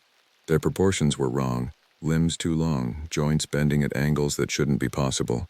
Their faces were stretched, features pulled and distorted as if someone had been reshaping them like clay, but their eyes were still human, still aware, still terrified. "Help us," whispered the thing that had once been Sarah Brennan. "Please. It's changing us. We can feel it changing us." "Where's the boy?" I asked, looking around the cellar. Only 3 of the 4 cages were occupied. "It took him," gasped the creature that might have been Michael Brennan. 3 days ago. Said he was ready. Said the change was complete." From somewhere above us came the sound of footsteps on the cabin floor. Slow, deliberate steps that seemed to circle the trapdoor opening. "Cruz," I whispered into my radio. "We've got company upstairs." His response was barely audible through the static. "I know. There are 6 of them. Maybe more. We're surrounded." The footsteps stopped directly above the trapdoor. A shadow fell across the opening, blocking out the gray light from above, and then something began to descend. Not climbing down the rope we'd left, but simply walking down the walls like gravity held no meaning for it. It had been human once. I could see that in its basic shape, in the way it moved. But that humanity had been stretched and twisted until it resembled something between a person and a spider. Its limbs were too long, its fingers extended into claws that clicked against the cellar walls as it descended. Its face was a nightmare of human features rearranged into something predatory and wrong. But the worst part was the eyes. They held an intelligence that was cold and calculating, and utterly without mercy. "You found them," it said, and its voice was like static mixed with whispers. "Good. They were getting lonely. The creature that had once been human circled us in the confines of the cellar, its movements fluid and predatory. Up close, I could see that its transformation was more extensive than I'd initially realized. Its skin had taken on a mottled grayish hue, and patches of coarse hair sprouted from its arms and back. Its teeth had elongated into fangs, and when it smiled, I could see too many of them crowding its mouth. "You're trespassing," it said, tilting its head at an angle that would have broken a normal person's neck. "This is our hunting ground now. Has been for decades. What did you do to them?" I demanded, gesturing toward the cages. "What did you do to the family?" "We're improving them," the creature replied, and there was genuine enthusiasm in its voice, like a scientist discussing a favorite experiment. "Helping them shed their weak human forms. Soon they'll be like us, free from the limitations of mortality." The transformation was still progressing in the Brennan family. I could see it happening in real time, bones shifting beneath skin, muscles elongating and reshaping. Emma, the 9-year-old daughter, looked the most changed. Her limbs had stretched until she resembled a funhouse mirror reflection of a child, all wrong proportions and impossible angles. "The boy," I said. "Where is he?" "Kyle completed his change 3 days ago," the creature said proudly. "He's hunting with the pack now, learning to use his new gifts." The implications hit me like a physical blow. Kyle Brennan, 12 years old, had been transformed into something like the creature in front of me. He was out there in the forest, no longer human, no longer the child his parents had brought camping. "The marks in the trees," Cruz said from behind me. "You made those.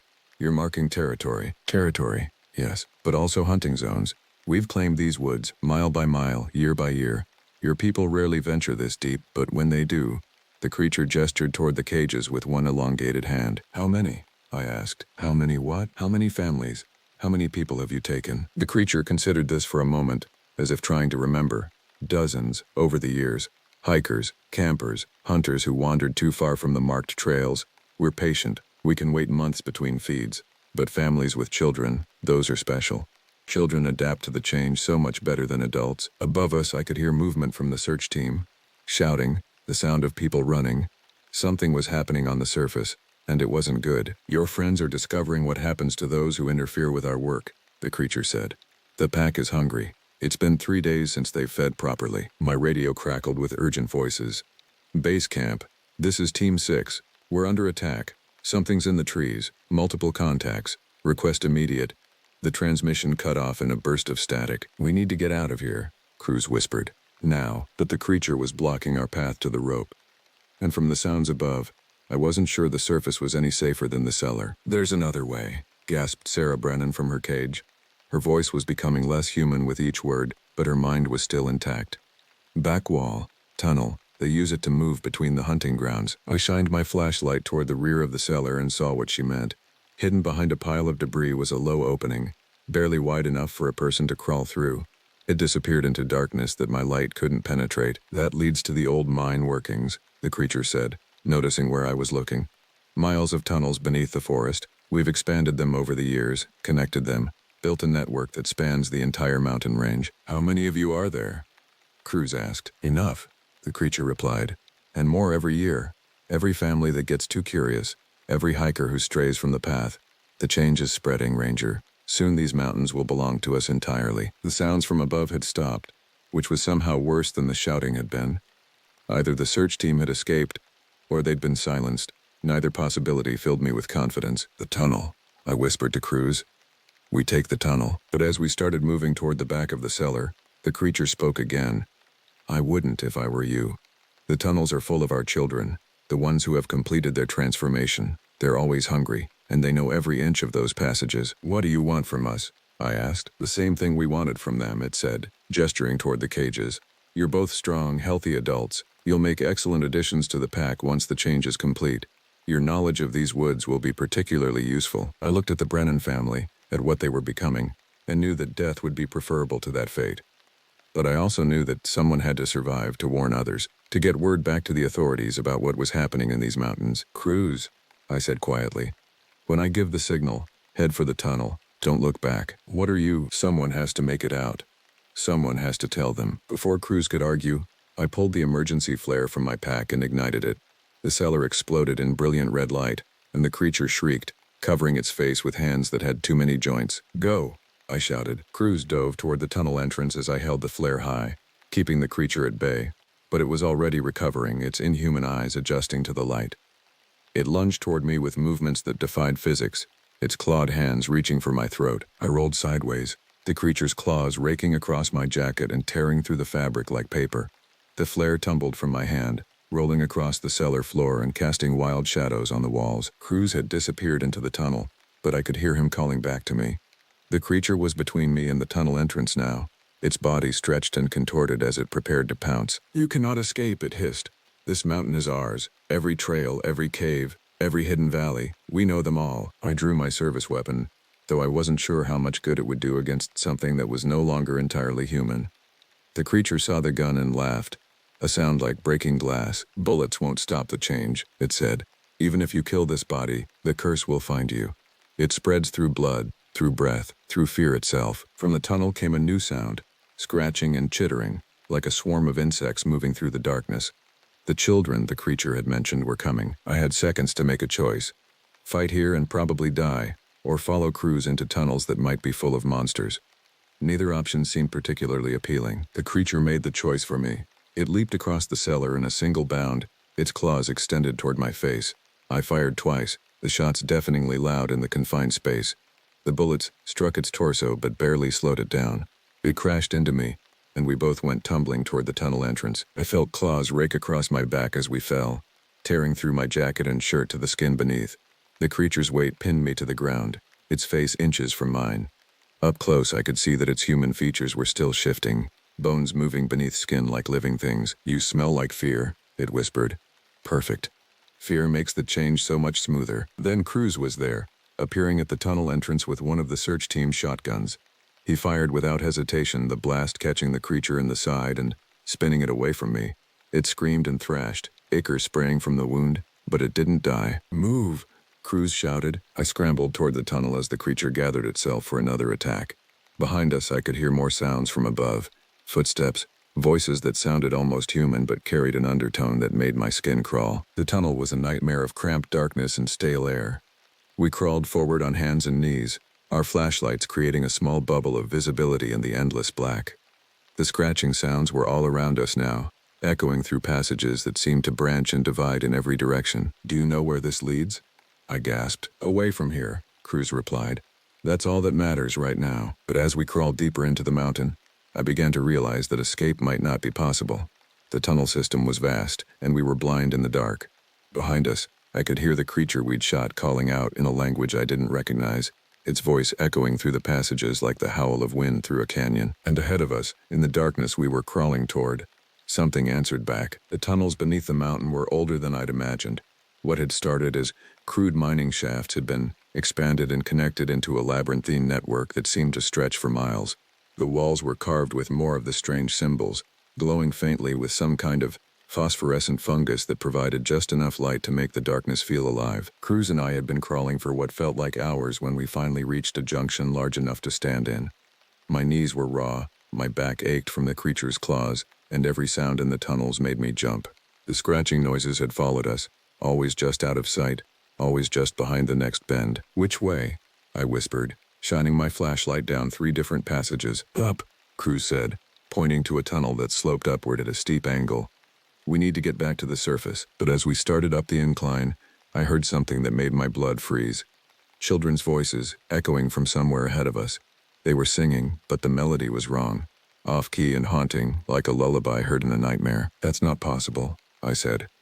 "There can't be children down here." Cruz grabbed my arm, his grip tight. "Kyle Brennan," he whispered, "and who knows how many others over the years." The singing grew louder as we climbed, and I began to make out words. They were singing about the forest, about the hunt, about becoming something new and wild and free. But the voices were wrong, too deep for children, with an inhuman quality that spoke of vocal cords stretched and reshaped. The tunnel opened into a vast chamber carved from solid rock.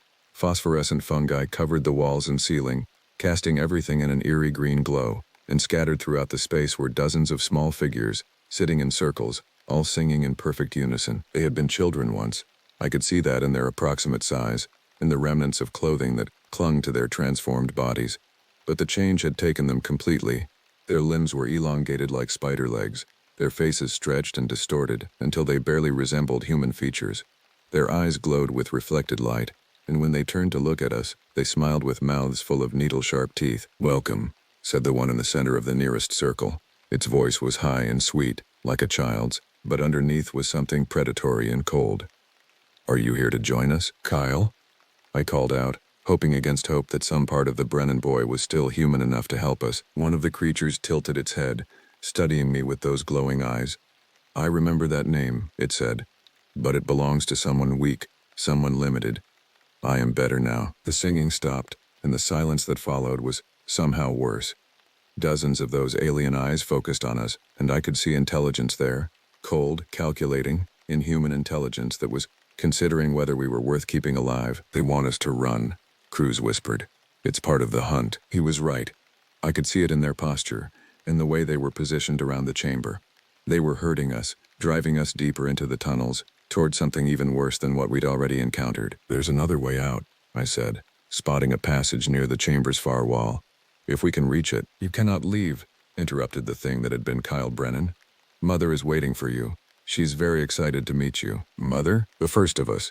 The one who learned the old ways and brought the change to these mountains. She's been here since before your people arrived, before the trees were marked with trails, before the land was divided and claimed." The creatures began to move, flowing around us in a complex pattern that seemed almost like a dance. They were fast, faster than any human could be, and their movements were utterly silent despite their size. "She remembers when these mountains belonged to the old people," Kyle continued. "When the spirits walked freely and the boundaries between worlds were thin. Your people drove the spirits away, but they couldn't drive away the hunger." I drew my weapon again, though I was down to 3 bullets. The creatures saw the gun and laughed, a sound like children giggling, but twisted into something cruel and mocking. "Bullets won't help you here," Kyle said. "This is our place, our world. Down here, we make the rules." One of the creatures lunged forward, moving with inhuman speed. I fired, the shot echoing through the chamber like thunder. The bullet took its center mass, spinning it around, but it didn't go down. Instead, it laughed and kept coming. Cruz tackled me sideways as claws raked through the space where my head had been.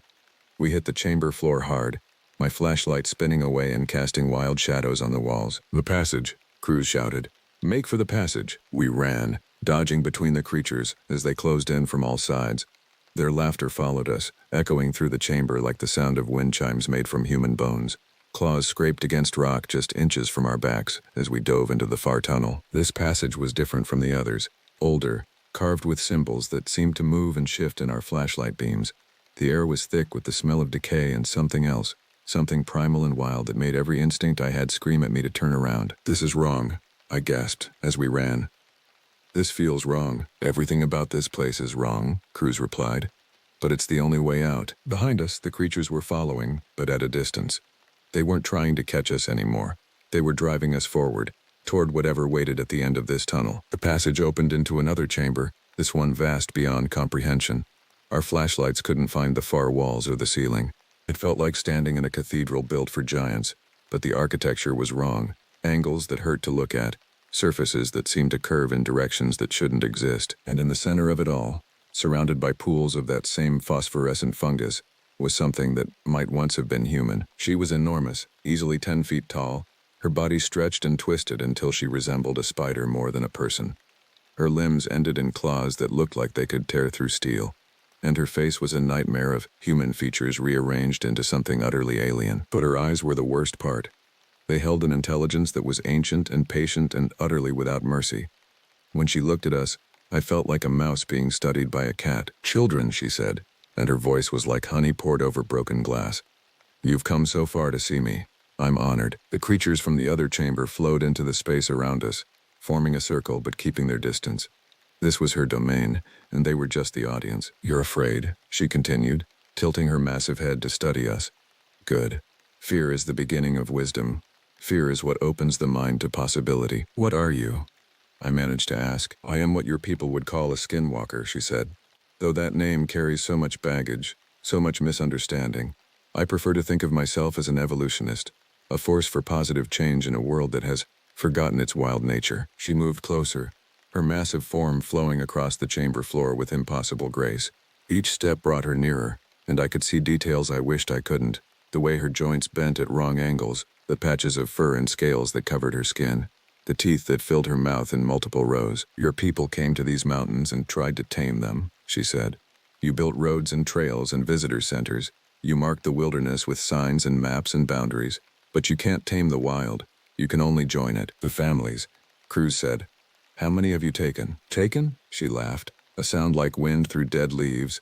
"I prefer the term recruited. Each one was given a choice: die as weak humans or live as something greater. Most chose life, and those who chose death provided sustenance for those wise enough to embrace the change." She was close enough now that I could feel the heat radiating from her massive body, could smell the wild musk that surrounded her like a cloud. When she smiled, I could see that her teeth were stained with old blood. "You two will have the same choice," she said.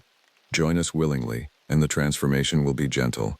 Fight it and, well, the change happens either way. But pain is so much more educational than pleasure." I still had 2 bullets left. At this range I might be able to put them both center mass before she could react.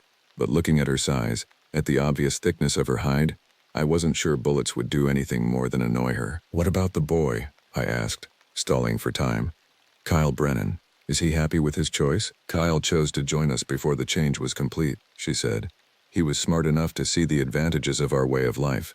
The freedom from human weakness, the joy of the hunt, the pleasure of becoming what you were truly meant to be." "And his family?" "Still deciding. The change is almost complete for the parents. The little girl will be ready soon. Family bonds are so important, don't you think? It would be cruel to separate them." Behind me, I could hear Cruz moving, shifting position. He was planning something, though I couldn't tell what. I kept talking, trying to hold the creature's attention. "How long have you been here?" I asked. "Since before your great-grandfather was born," she replied. "I came to these mountains when they still belonged to the people who understood the old ways. I learned from them, adapted their knowledge to my own purposes. When your people drove the tribes away, I remained. I preserved the ancient wisdom in the only way I could." "By becoming a monster?" Her eyes flashed with anger, and for a moment I thought she was going to strike. Instead, she laughed again. "Monster? I am what humanity could become if it had the courage to embrace its true nature. I am evolution in action, survival of the fittest made manifest. Your people have forgotten how to be predators." "I remember." Cruz moved then, not toward the creature but toward one of the phosphorescent pools surrounding her. He pulled something from his pack, a road flare, the emergency kind we carried for marking accident scenes. He ignited it and threw it into the pool. The effect was immediate and dramatic. The pool erupted in flames that spread to the other pools, racing around the chamber in a circle of fire. The creatures shrieked and scattered, their eyes obviously adapted to darkness and overwhelmed by the sudden light. But the ancient thing in the center didn't flee. Instead, she roared with rage and lunged toward Cruz with speed that defied her size. I fired both remaining bullets, aiming for her center mass. The shots struck home, but they barely slowed her down. She crashed into Cruz, her claws raking across his chest as they both went down. The chamber was chaos now. Fire spreading across the walls, creatures fleeing in all directions, the ancient monster rolling across the floor with Cruz trapped beneath her massive form. I could hear him screaming, could see blood spreading across the stone. I grabbed a burning piece of debris from one of the pools and ran toward them, swinging it at the creature's head. She turned toward me, her face a mask of fury, and I saw Cruz roll away, clutching his chest. "The tunnel," he gasped. "Behind her. It leads up." I could see it now. A passage carved into the far wall, sloping upward toward what might be the surface. But the creature was between us and freedom, and she was very angry. "You cannot escape," she snarled. "These tunnels are my domain. Every passage, every chamber, every exit, I know them all." But even as she spoke, I could see that the fire was spreading faster than she'd expected. The phosphorescent fungus was flammable, and the flames were racing along the walls and ceiling, creating a growing circle of light and heat that was obviously painful to her. "Maybe," I said, hefting the burning brand.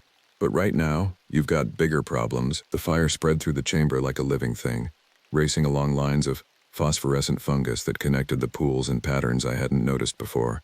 The ancient creature, the mother of all the horrors in these tunnels, writhed in the growing light, her massive form trying to escape the flames that seemed to cause her genuine pain. Cruz was bleeding badly from the claw marks across his chest, but he was moving.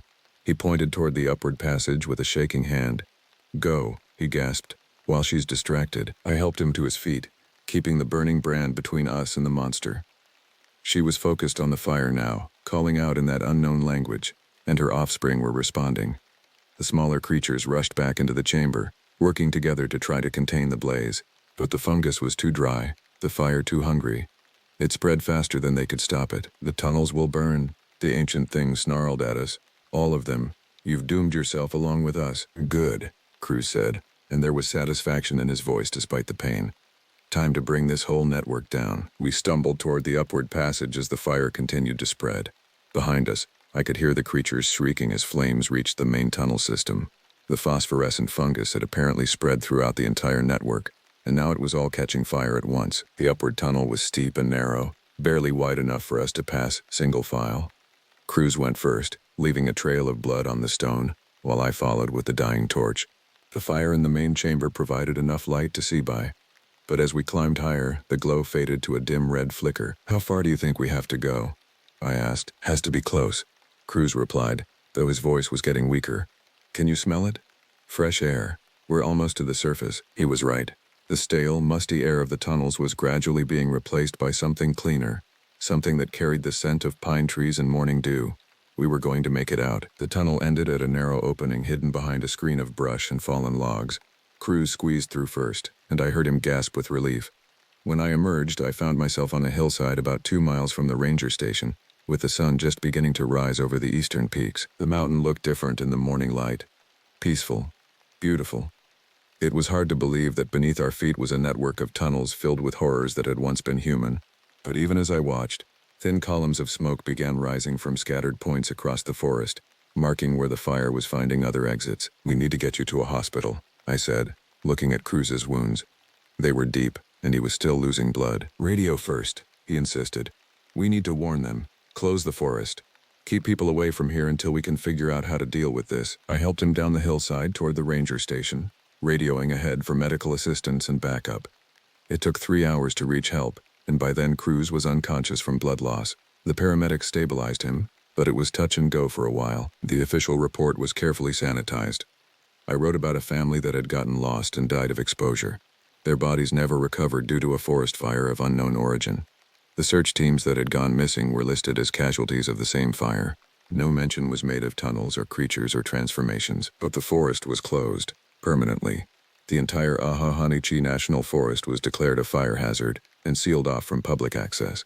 Official signs blamed unstable geology and toxic gases from old mining operations. The real reason was filed away in reports that would never see the light of day. Cruz survived, though he carries the scars from his encounter both physically and mentally. We don't talk about what happened in the tunnels, but sometimes I catch him staring at the mountains with a look of grim satisfaction. The fire burned for 3 weeks, consuming thousands of acres before finally burning itself out.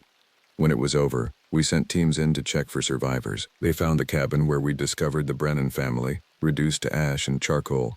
The basement was collapsed, filled with debris and the bones of unidentifiable animals. The tunnels we'd escaped through were sealed, either by the fire or by deliberate cave-ins. If anything survived down there, it was buried under tons of rock. We never found any trace of the missing search teams. Their names are on a memorial at the ranger station, listed as heroes who died fighting the forest fire.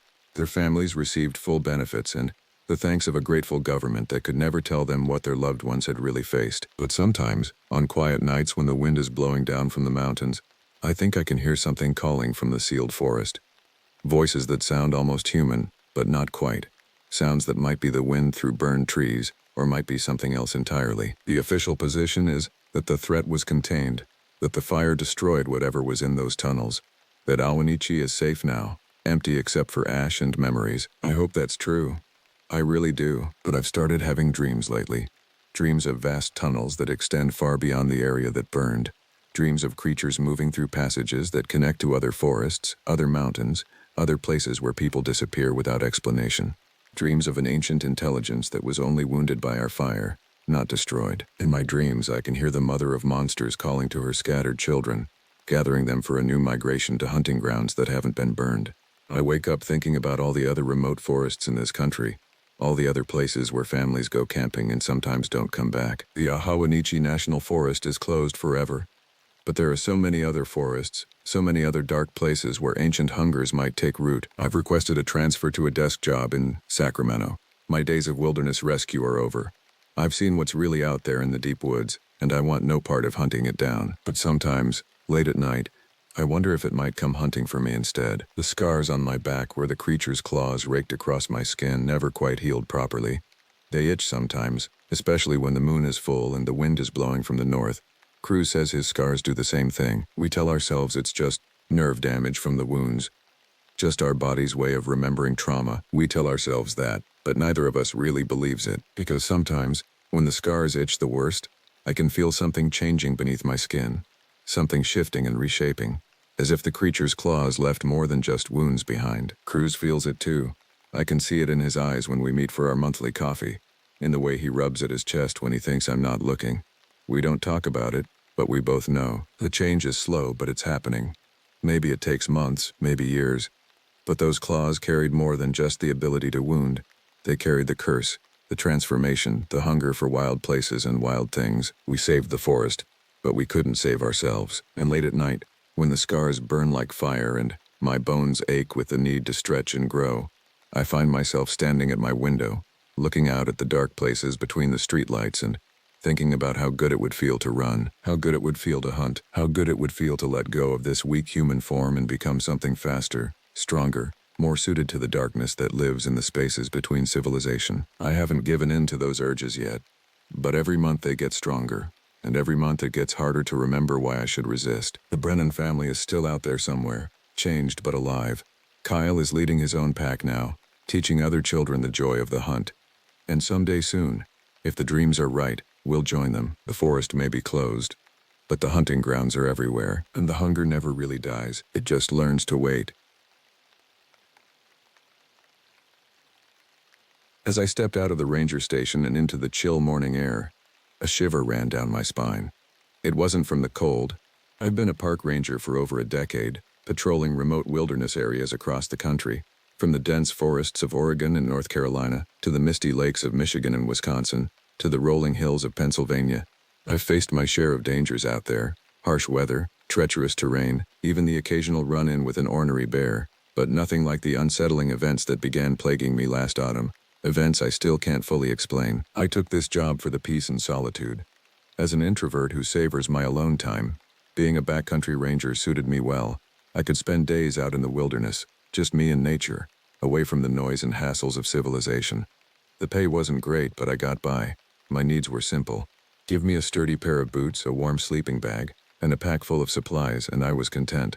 Besides, after my divorce and some financial setbacks, I welcomed the chance to get away from it all for a while. Little did I realize how far away I would soon be venturing, and the dark mysteries that awaited me in the forest depths. My name is Ethan Walters, and this is my story. It began as an ordinary morning. I set out on patrol under a gray October sky, my boots crunching through the fallen leaves that carpeted the trail.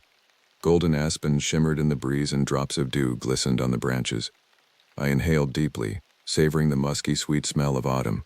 It was peak leaf-peeping season, and I expected to encounter some tourists hiking the backcountry trails to admire the fall colors. I just hoped they had the sense to stay on the marked paths. Every year, we got a few folks who fancied themselves explorers and ended up lost in the woods. Usually it didn't take long to track them down. They were easy to spot in their bright jackets, bumbling around and spooking the wildlife. But sometimes, the lost weren't so readily found, like that young couple who disappeared without a trace last September, abandoning their campsite and all their gear. After 2 weeks of fruitless searching, the case went cold. Unease lingered in the area all season. I tried to put those dark thoughts out of my mind as I trekked deeper into the forest. Birdsong and the burble of a creek replaced the drone of car engines. Golden shafts of sunlight slanted down through the thinning canopy. The splendor of the scene soothed my troubling memories. I was so absorbed in the beauty around me that at first, I didn't notice how quiet the woods had become, but then a strange sensation prickled the back of my neck, the old instinctive warning of being watched. I turned slowly, scanning the trees. Nothing moved. No birds chittered, no squirrels scurried. Even the wind seemed to be holding its breath. The forest had fallen unnaturally still. A shudder of foreboding passed through me. That's when I saw it. A flash of movement between the distant trunks. I squinted, trying to make out the shape, but the shadows seemed to shift and conceal it. Probably just a deer, I told myself. Still, an eerie feeling trailed icy fingers down my spine. I quickened my pace, sudden eager to reach the next trail junction and put some distance behind me. As I crested a rise, I stole a glance over my shoulder. The hair rose on the back of my neck. For just an instant I glimpsed a dark figure standing motionless in the undergrowth, as if watching me. Then I blinked and it vanished. A trick of the light, I thought, even as my heart stammered against my ribs. I was letting my imagination, or maybe those missing hiker stories, get the best of me. Still, I couldn't shake the uncanny sensation as I continued down the trail, an invisible gaze boring into my back. Little did I know, I had just brushed against the edges of an ancient mystery, one that would soon draw me into its web, altering the course of my life forever.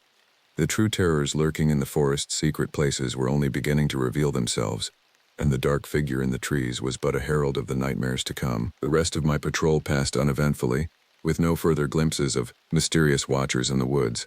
I encountered a few day hikers and a Boy Scout troop, gave them the usual spiel about safety and leave no trace.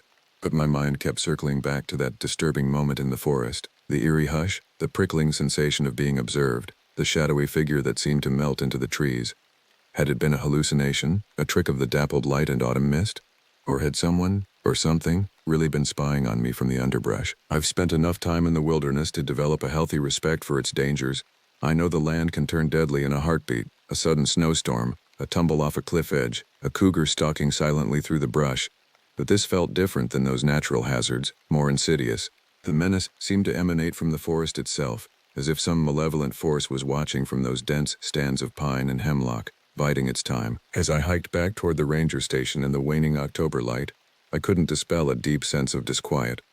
The woods had never felt so alien to me, so filled with lurking threats. I kept glancing over my shoulder, half expecting to glimpse that dark figure dogging my steps. But I saw only the lengthening shadows of the trees. By the time I reached the cabin, dusk was settling over the forest and an autumn chill sharpened the air. Smoke curled from the chimney. Pete, my sole companion in this isolated outpost, must have already returned from his patrol. The golden light spilling from the windows looked inviting, as did the thought of a hot meal that didn't come from a pouch. Still, I hesitated before going inside, turning to peer one last time into the gathering dark. The night felt unnaturally hushed and watchful. A shiver rippled through me, and I hurried into the refuge of the cabin. Pete was hunched over the propane stove, sleeves rolled up as he stirred a pot of chili. He looked up at my entrance, his grizzled face creasing into a smile. "Took you long enough. Caught you napping out there, did they?" he teased. I summoned a grin, but it felt stiff. Hardly. Just a lot of ground to cover. I shrugged out of my pack, my muscles aching. Pete spooned chili into a couple of tin bowls and handed one to me. The rich, spicy scent made my stomach rumble. We carried our meals over to the rough-hewn table and dug in. For a while, the only sounds were the clink of spoons against metal and the snapping of the fire in the wood stove.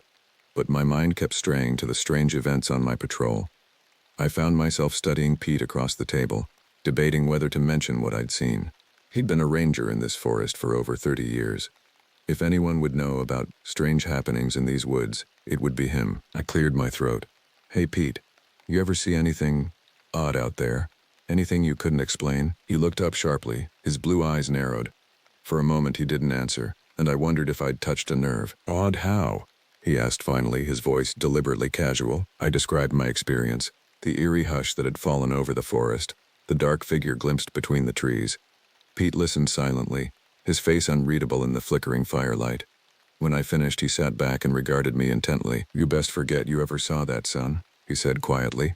"There's things in these woods, things that ain't meant to be stirred up." A chill rippled through me at his ominous tone. "Things? What kind of things?" Pete shook his head, his expression grim. He looked suddenly older, the fire casting deep shadows across the lines of his face. "Old things, dark things, the kind of things they used to whisper about, back in the logging days, before the forest got protected and us rangers moved in." He gazed out the window, where the night pressed blackly against the glass. I followed his stare, another shudder passing through me. "They say there's patches of these woods where the veil gets thin, where you might stumble across something that ain't quite right, something that don't belong to the natural world." Pete's voice had fallen to a murmur.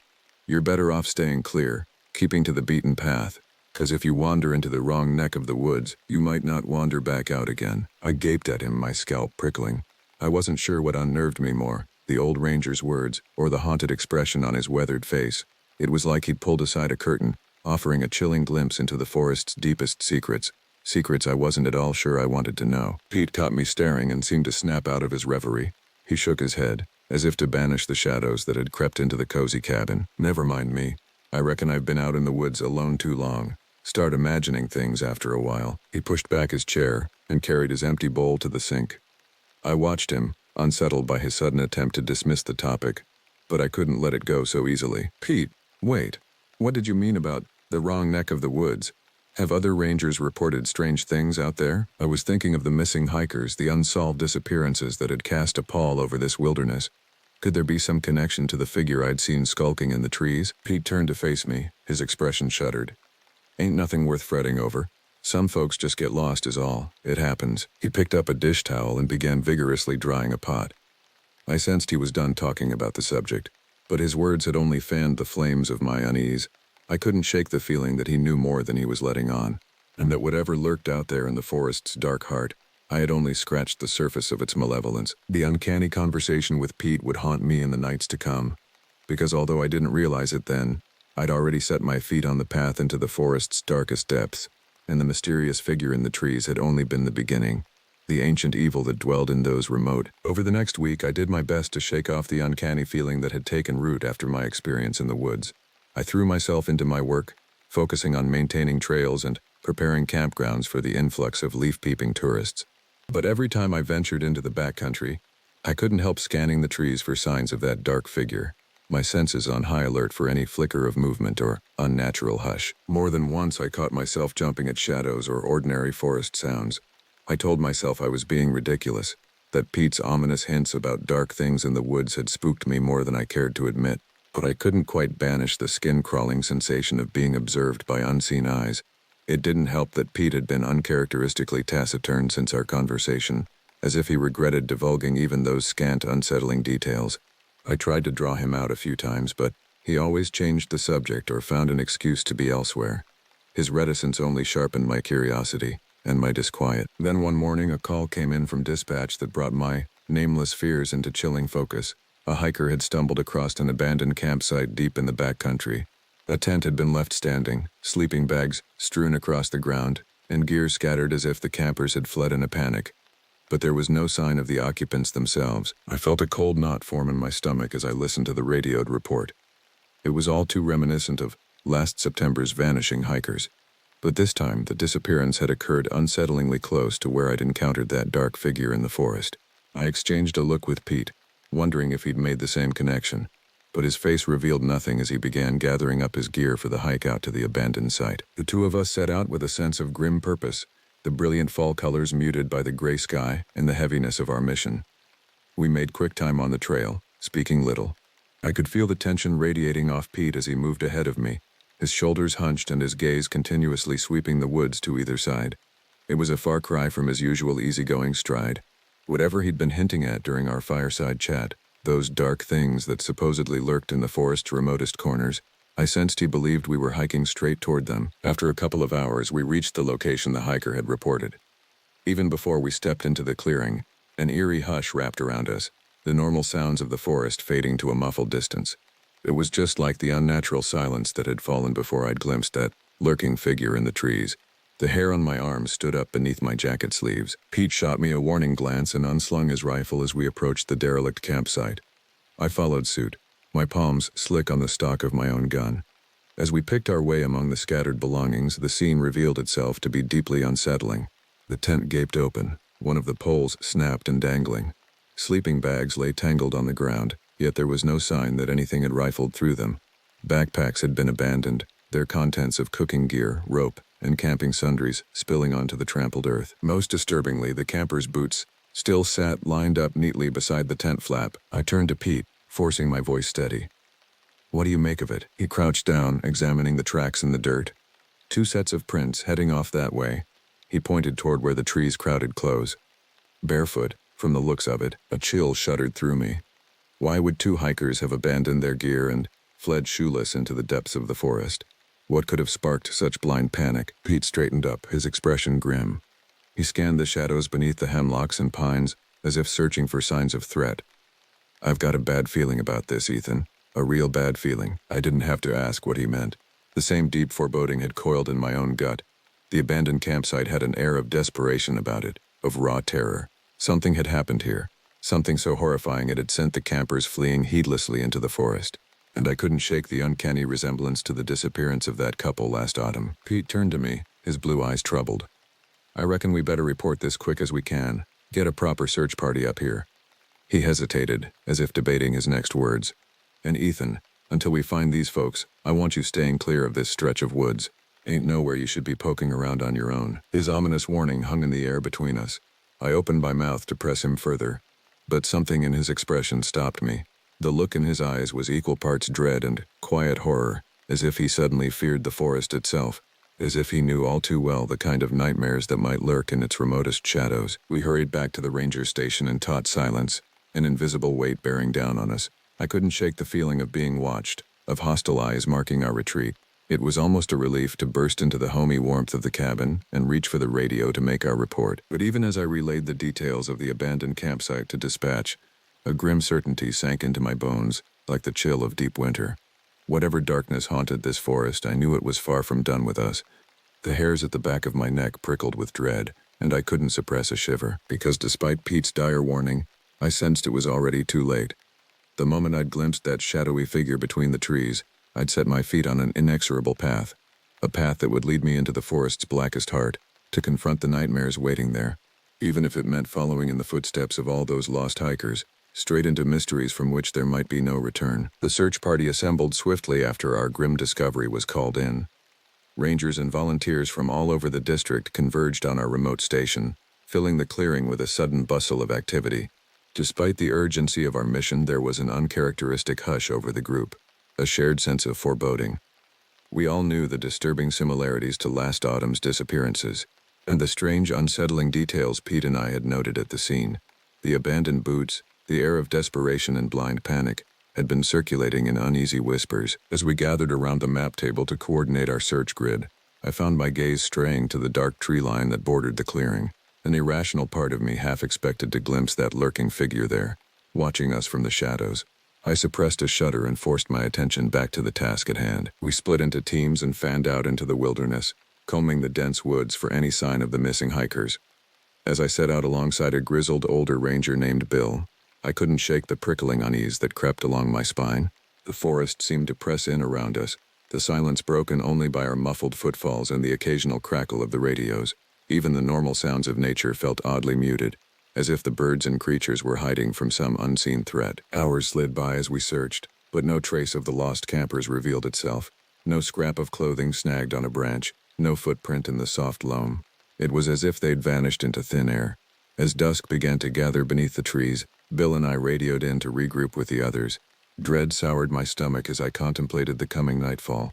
I couldn't suppress a shudder at the thought of those hapless hikers spending the night lost in these eldritch woods. When we reconvened at the command post, the mood was distinctly grimmer. No other team had found any clues either, and now a strange mist was winding through the trees, bringing with it a renewed chill. Low, unsettled murmurs rippled through the assembled searchers. I caught snatches of uneasy conversation, talk of curses, dark legends, things that shouldn't be mentioned aloud. Pete stood at the edge of the clearing, staring into the forest's gathering shadows with a deeply troubled expression. The lead ranger, a competent woman named Jenna, called us together. "We'll have to suspend the search for the night," she said reluctantly. "This mist coming in, it's not safe to stay out there after dark. We'll bunk down here and head out again at first light." A few muttered protests rose up, but they were quickly hushed. I could see the naked relief in some faces at the prospect of not having to venture back into the darkening woods. As we started unrolling sleeping bags in the crowded ranger station, I caught Pete's eye across the room. He beckoned me over to a quiet corner. "Ethan," he said lowly when I joined him, "I know Jenna's just trying to keep everybody safe, but I got a powerful bad feeling about leaving those folks out there all night. Ain't no telling what might find them in the dark." His words sent a fresh chill through me, even in the stuffy warmth of the cabin. I thought of my own uncanny experience, that sense of being watched by some malevolent presence in the trees. What if the missing hikers had encountered something far worse? "What do you think we should do?" I asked, although I already felt the reckless urge rising up inside me. Pete hesitated for a long moment, indecision warring in his eyes. "Might be I go take a look around," he said finally. "Stay within shouting distance of the station, just to see if any sign turns up." "I'll come with you," I told him, my voice low but certain. Pete looked like he wanted to argue, but something in my expression must have convinced him otherwise. "Reckon you've got a right, after what you saw out there." but we best keep it quick and quiet. We waited until the others had begun to settle in for the night, then slipped out the back door into the mist-shrouded dark. The fog curled thickly between the pines, laden with an uncanny chill. Pete switched on his flashlight and motioned for me to follow. I could feel my heart thudding against my ribs as we crept into the forest, the beam of my own light seeming feeble against the pressing shadows. Even the rustle of our footsteps seemed unnaturally loud in the hush. I found myself straining my ears for any sound that might signal a presence in the trees, a snapping twig, a muffled footfall. But an eerie silence reigned, broken only by the whisper of the mist. The deeper we ventured into the woods, the more oppressive the stillness grew. A primordial dread crept over me, a bone-deep certainty that we were trespassing in a place we didn't belong. Then I saw it. At first I thought it was only a trick of the fog, a wisp of vapor curling between the dark trunks. But as I focused the quivering beam of my flashlight, a cold dread seized me. There, just at the edge of the light, stood the figure I'd glimpsed weeks ago. It hovered motionless in the swirling mist, little more than a deeper patch of shadow. But I had the uncanny sense that it was watching us, waiting. "Pete," I hissed, my voice strangled. "Do you see?" But as I turned to him, the words died on my lips. Pete was gone. The spot beside me where he'd stood just seconds before was empty, the fog swirling in his wake. A paralyzing terror gripped me. How could he have vanished so utterly, so silently? I swung my flashlight beam wildly, searching the night for any sign of him. But the mist seemed to swallow the light, taunting me with fleeting shadows. I opened my mouth to call out for him, but fear closed my throat. Some primal instinct warned me that to make a sound would be to invite disaster. Heart pounding, I turned back to where I'd seen the figure, dreading what I might find. But the patch of darkness had vanished, melted back into the night. Panic rising like bile in my throat, I began to inch my way back the direction we'd come. Every rustle of leaves, every creak of a branch, made me flinch.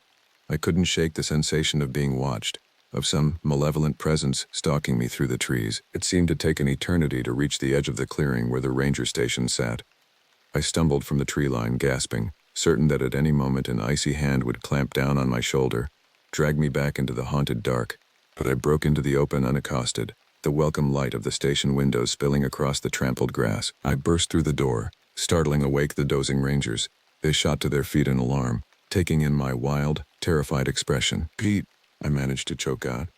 "He's gone. We were out in the woods, and something took him." Stunned silence met my words. I saw my own dread reflected back to me in their faces as the horrifying truth sank in. The nightmare that lurked in the forest's black heart had claimed another victim, and this time it had reached out to snatch one of our own. As I collapsed into a chair, trembling with shock and exhaustion, a grim realization crystallized inside me. The dark mystery that haunted these woods would not release its grip, not until it was sated, and I knew with a bleak certainty that before this was over, I would find myself venturing into its eldritch depths once more. This time, to confront the horror that dwelled there face to face, even if it meant following Pete and all the other lost souls into oblivion. The true ordeal was only just beginning. I barely slept that night, the harrowing events of the evening replaying endlessly in my exhausted mind. Every time I managed to drift off, I would jerk awake, heart pounding, certain I'd heard Pete's voice calling out to me from the depths of the enshrouding mist. But of course it was only the mournful whisper of the night wind through the pines. The other rangers were likewise grim and unrested come dawn. As the pale light seeped through the fog-shrouded trees, we made hasty preparations to renew the search. But I could see the unease in every face, the troubled glances toward the forest that had swallowed up one of our own. The search that day was tense and subdued, lacking the determined energy of the day before.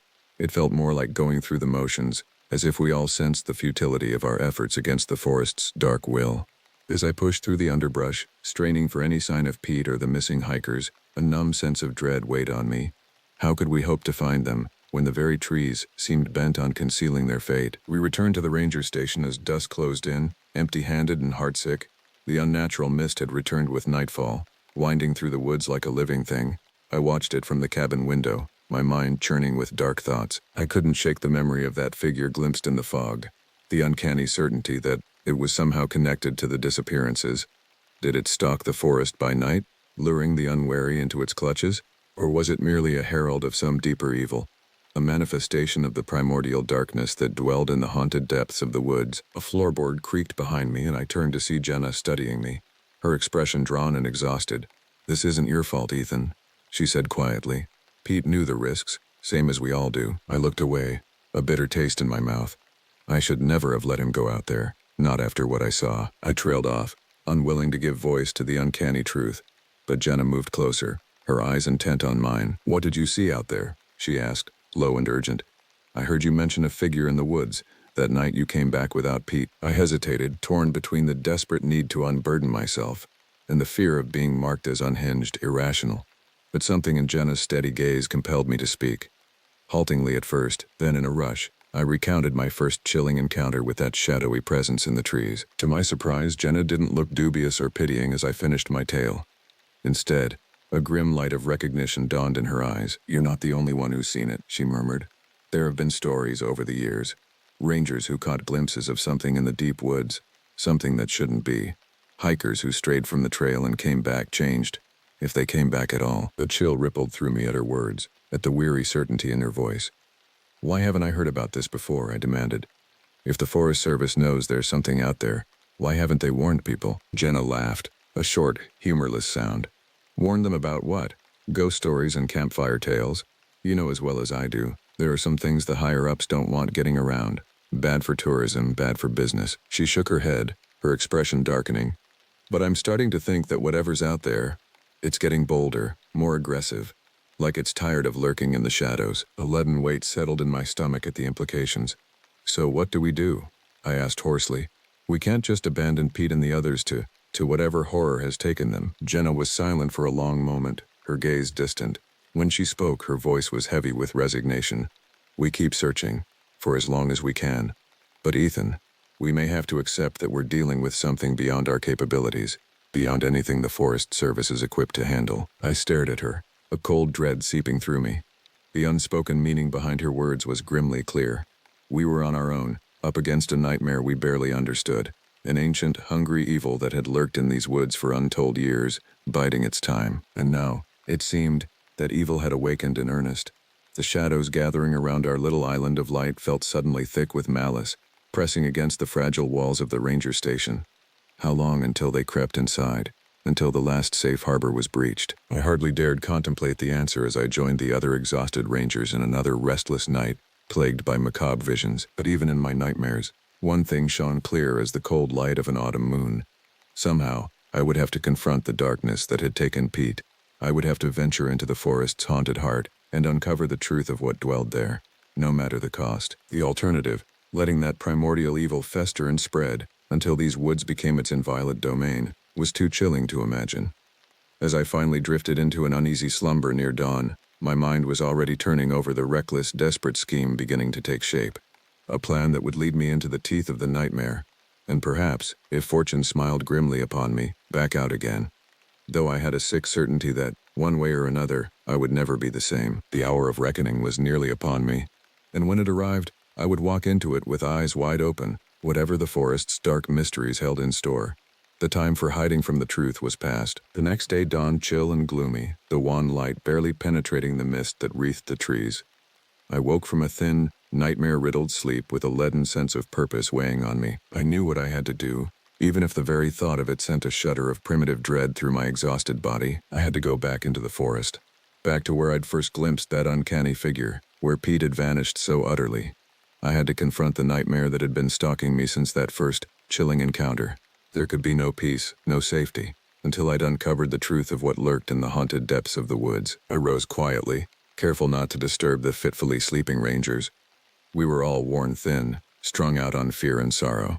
I knew they would try to stop me if they guessed my intent, especially Jenna, with her grim, hard-won knowledge of what we were truly up against. But I couldn't let their concern sway me, not when every minute Pete and the missing hikers spent in the clutches of that eldritch horror was a minute too long.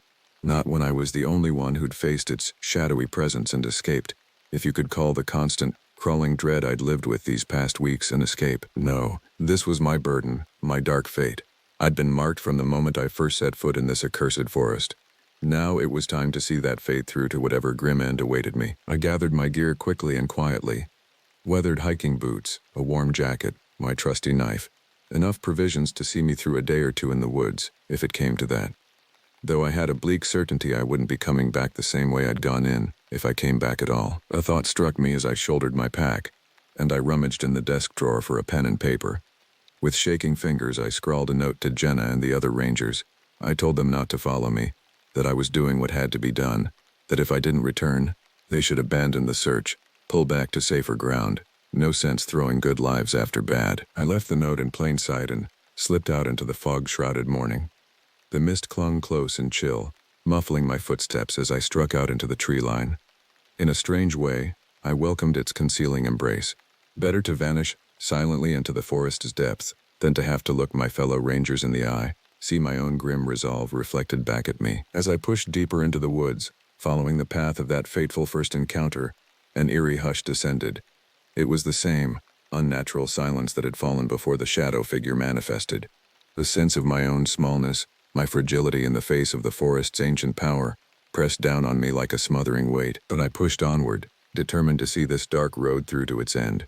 The trees loomed close and dense to either side, their mist-wreathed branches reaching out like accusatory fingers.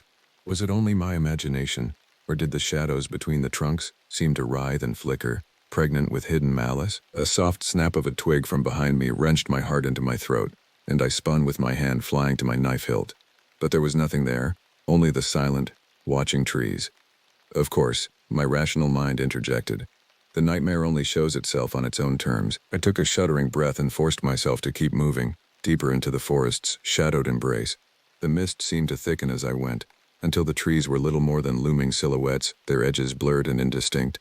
An uncanny chill crept into my bones, a cold that belonged to no natural autumn. Time lost all meaning as I stumbled onward, my senses straining for any sign of Pete or the other lost souls. But the only sound was the muffled crunch of my own footsteps, the only movement the swirling tendrils of fog. It was as if the forest had swallowed me whole, drawing me inexorably into its lightless heart. Then, through the shifting mist, I caught a flicker of motion ahead. A dark shape, wavering between the skeletal trees. My breath seized in my lungs. I knew with a grim, bone-deep certainty that I had found what I was seeking. Or rather, it had found me. I approached slowly, my hand tight on my knife hilt, my heart a deafening drum in my ears. The figure resolved as I drew closer, solidifying into the unmistakable silhouette of a man. It stood motionless, facing away from me, its edges still oddly blurred by the eddying fog. "Hello?" I called, my voice cracking with strain. "Pete, is that you?" The figure didn't turn, didn't acknowledge me at all. A shard of ice lodged in my chest. Something was wrong, a wrongness that transcended the uncanny stillness, the preternatural chill. As I took another wary step forward, the mist parted around the figure like a veil drawing back, and I saw that the shape ahead of me, the shape I had taken for the solid, living form of a man, was little more than a dark absence, a vaguely human-shaped hole cut into the fabric of the world, deeper and more absolute than any shadow. Limned in flickering bands of unlight, it seemed to throb and pulse like a nightmarish heart. A scream rose up in my throat, primal and uncontrollable. But before I could release it, before I could even think to turn and run, the thing that wore the shape of a man began to turn. With a hideous, boneless slowness, it rotated to face me, and I saw what passed for its face, a gibbering, writhing mass of darkness, pulsing with that same awful unlight. In its depths, I glimpsed flashes of things that had no place in any sane world, squirming tentacles, gnashing teeth, yawning pits that seemed to open onto howling voids. And eyes, so many eyes, all fixed on me with a terrible, ravenous intent. I wanted to run, to scream, to do anything but stand rooted in the grip of that eldritch gaze. But my body would not obey me. It was as if the primal terror pouring from the thing before me had dissolved my very will, rendering me helpless before it. As the thing took a gliding step toward me and the grasping shadows at its edges reached out hungrily, I knew with a sickening certainty that I was about to learn the fate of all those lost souls who had vanished into the uncaring trees. At that moment, as my mind teetered on the brink of madness, I heard it, distant at first, then growing steadily louder, the thudding pulse of helicopter blades chopping through the chill air. Searchlights stabbed down through the canopy, lancing through the fog in blinding white beams. The shadow thing recoiled as if burned, a hissing shriek shivering the air around it. The unnatural paralysis that had gripped me shattered, and I stumbled back, gasping for breath. Above, the chopper circled closer, spotlights sweeping the forest floor. Distantly, I registered the crackle of radios, the thump of boots hitting the ground. The cavalry, come at the 11th hour. I tore my gaze away from the searing lights to look back at the nightmare entity. But it was gone, melted back into the shadows as if it had never been. Only the shivering mist and the grasping trees remained, and a bone-deep chill that I knew would never fully leave me. As the search team closed in, voices raised in urgent shouts, I let my legs give out at last, sinking to the leaf-strewn ground. Distantly, I was aware that I was shaking uncontrollably, my frayed psyche unraveling in the aftermath of the inexplicable horror I had witnessed. But despite the yawning cracks in my mind, one shard of understanding lodged like an icy splinter. I had gazed upon the true face of the forest's ancient evil, the nightmare that had haunted these woods for untold generations, and it had let me go, not out of mercy, but because it knew the damage was already done. I would carry the taint of that eldritch darkness always, the memory of its writhing unlight seared into my brain. The rational world would never quite feel solid again, never quite hold back the tide of looming madness. In the end, there are some truths the human mind was never meant to grasp, and in brushing against one, however briefly, I had damned myself forever. The shadows would never stop whispering to me now, and deep down, I would never stop wondering if some vestige of that timeless evil had followed me out of the forest, biding its time, waiting for its chance to drag me back into its hungry dark. But that final descent would have to wait, at least for a little while. As the searchers gathered me up, wrapped me in blankets and firm grips, I let the shreds of my consciousness drift into welcome oblivion.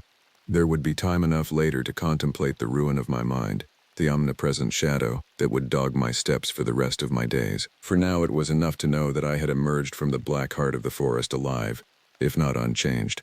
Against all odds, I had beaten back the nightmare, if only for a moment. As for Pete and the others, lost to the unholy depth, I could only pray that they had found a cleaner end than the one I had glimpsed in the roiling unlight of the entity's gaze.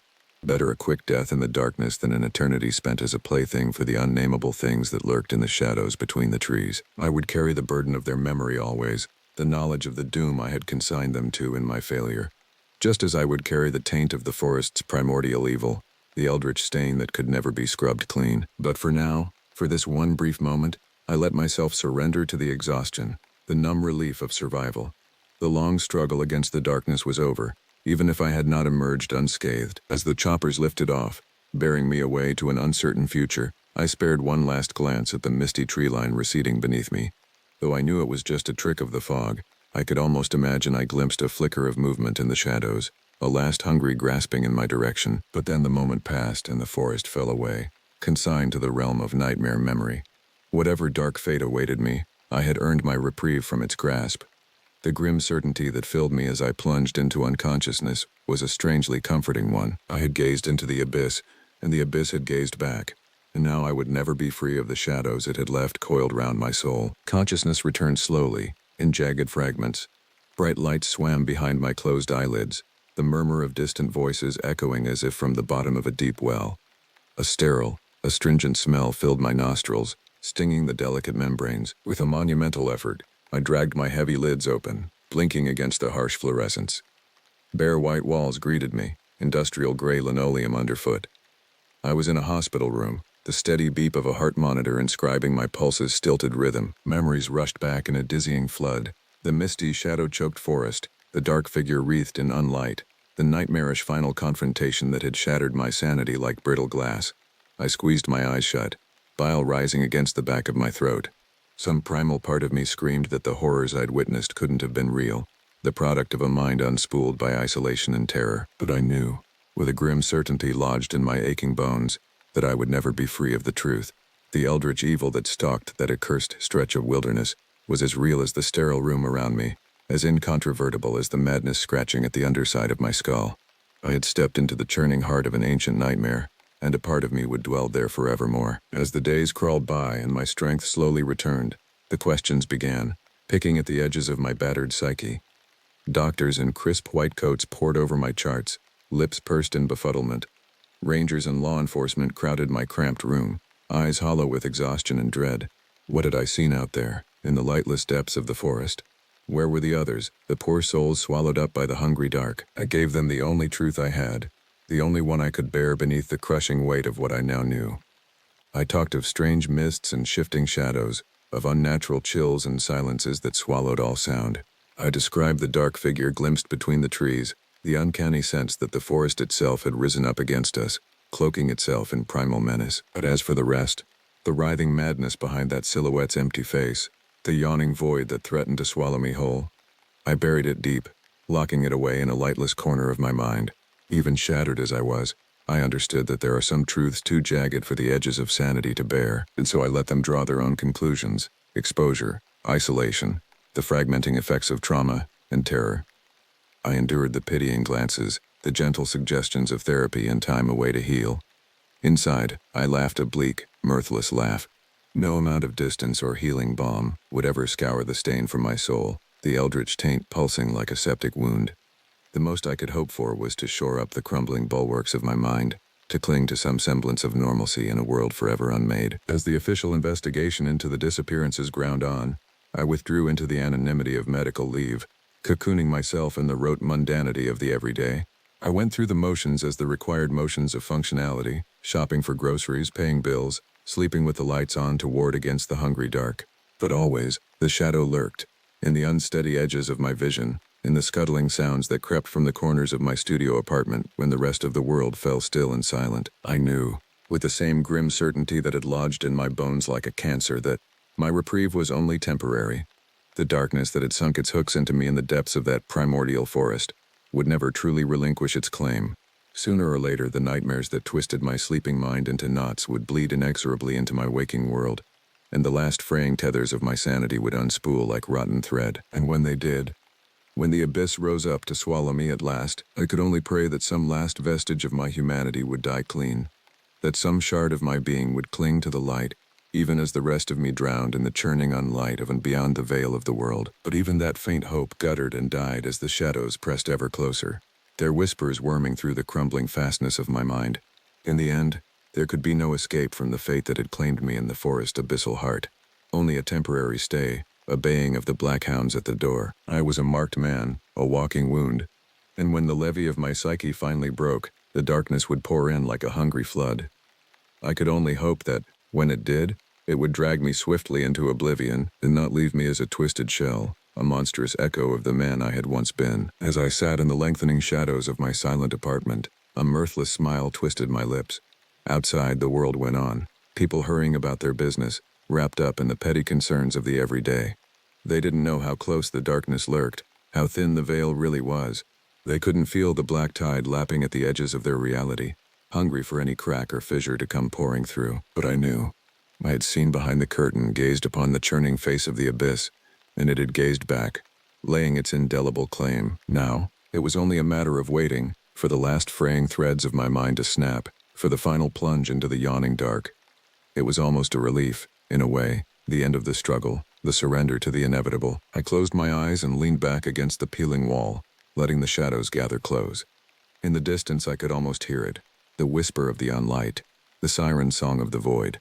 It called to me in a language older than time, promising release, an end to the suffering of consciousness. And as I let myself slip under that black tide at last, I swore I could feel it rising up to meet me, a cold, unholy embrace, welcoming me home. The last thing I saw, before the darkness took me, was the afterimage of the forest burned against my eyelids, a twisted silhouette wreathed in flickering bands of unlight, reaching out to enfold me in its nightmare grasp at last. And then there was only the void, cold and absolute, and the grim, implacable certainty that I would never truly escape its eldritch depths. That in the end, the only mercy afforded to the damned is the finality of the fall. Fragments, jagged, twisting, flickering at the edges of perception. A bare white room, antiseptic and barren. Figures gathered around, faces blurred and indistinct.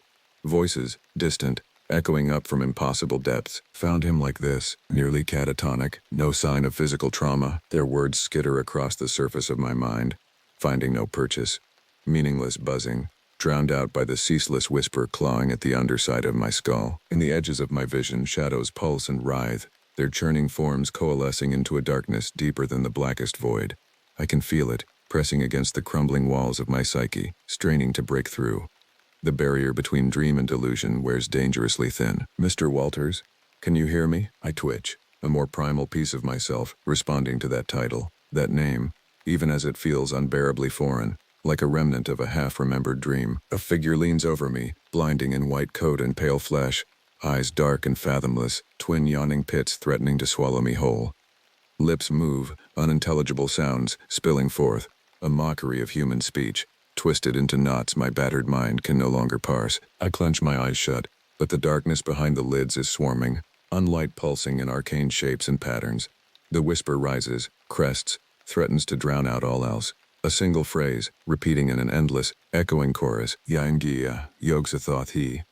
Legev, Fithrodog, Ua. The words crackle with malign power, etching themselves in squirming unlight across the black slate of my consciousness. The darkness surges, throbbing like a rotten heart, its tendrils burrowing deep into the cracks in my psyche. I scream, or try to, but my voice is swallowed by the crushing black tide. There is only the void, cold and implacable, and the grim certainty of a fate far worse than mere madness or death. I feel my sense of self unraveling, dissolving like rotted fibers before the corrosive touch of the unlight. Memories surface, blurred and fragmented. The misty heart of the forest, the twisted silhouette rising from the shadows, its face a writhing mass of incomprehensible horror. My final, desperate plunge into oblivion. But there can be no escape, no release, not truly. What walks in the abyssal deeps of that accursed wood is not so easily thwarted. The stain on my soul runs deeper than blood or bone, a cancer rooted in the dark,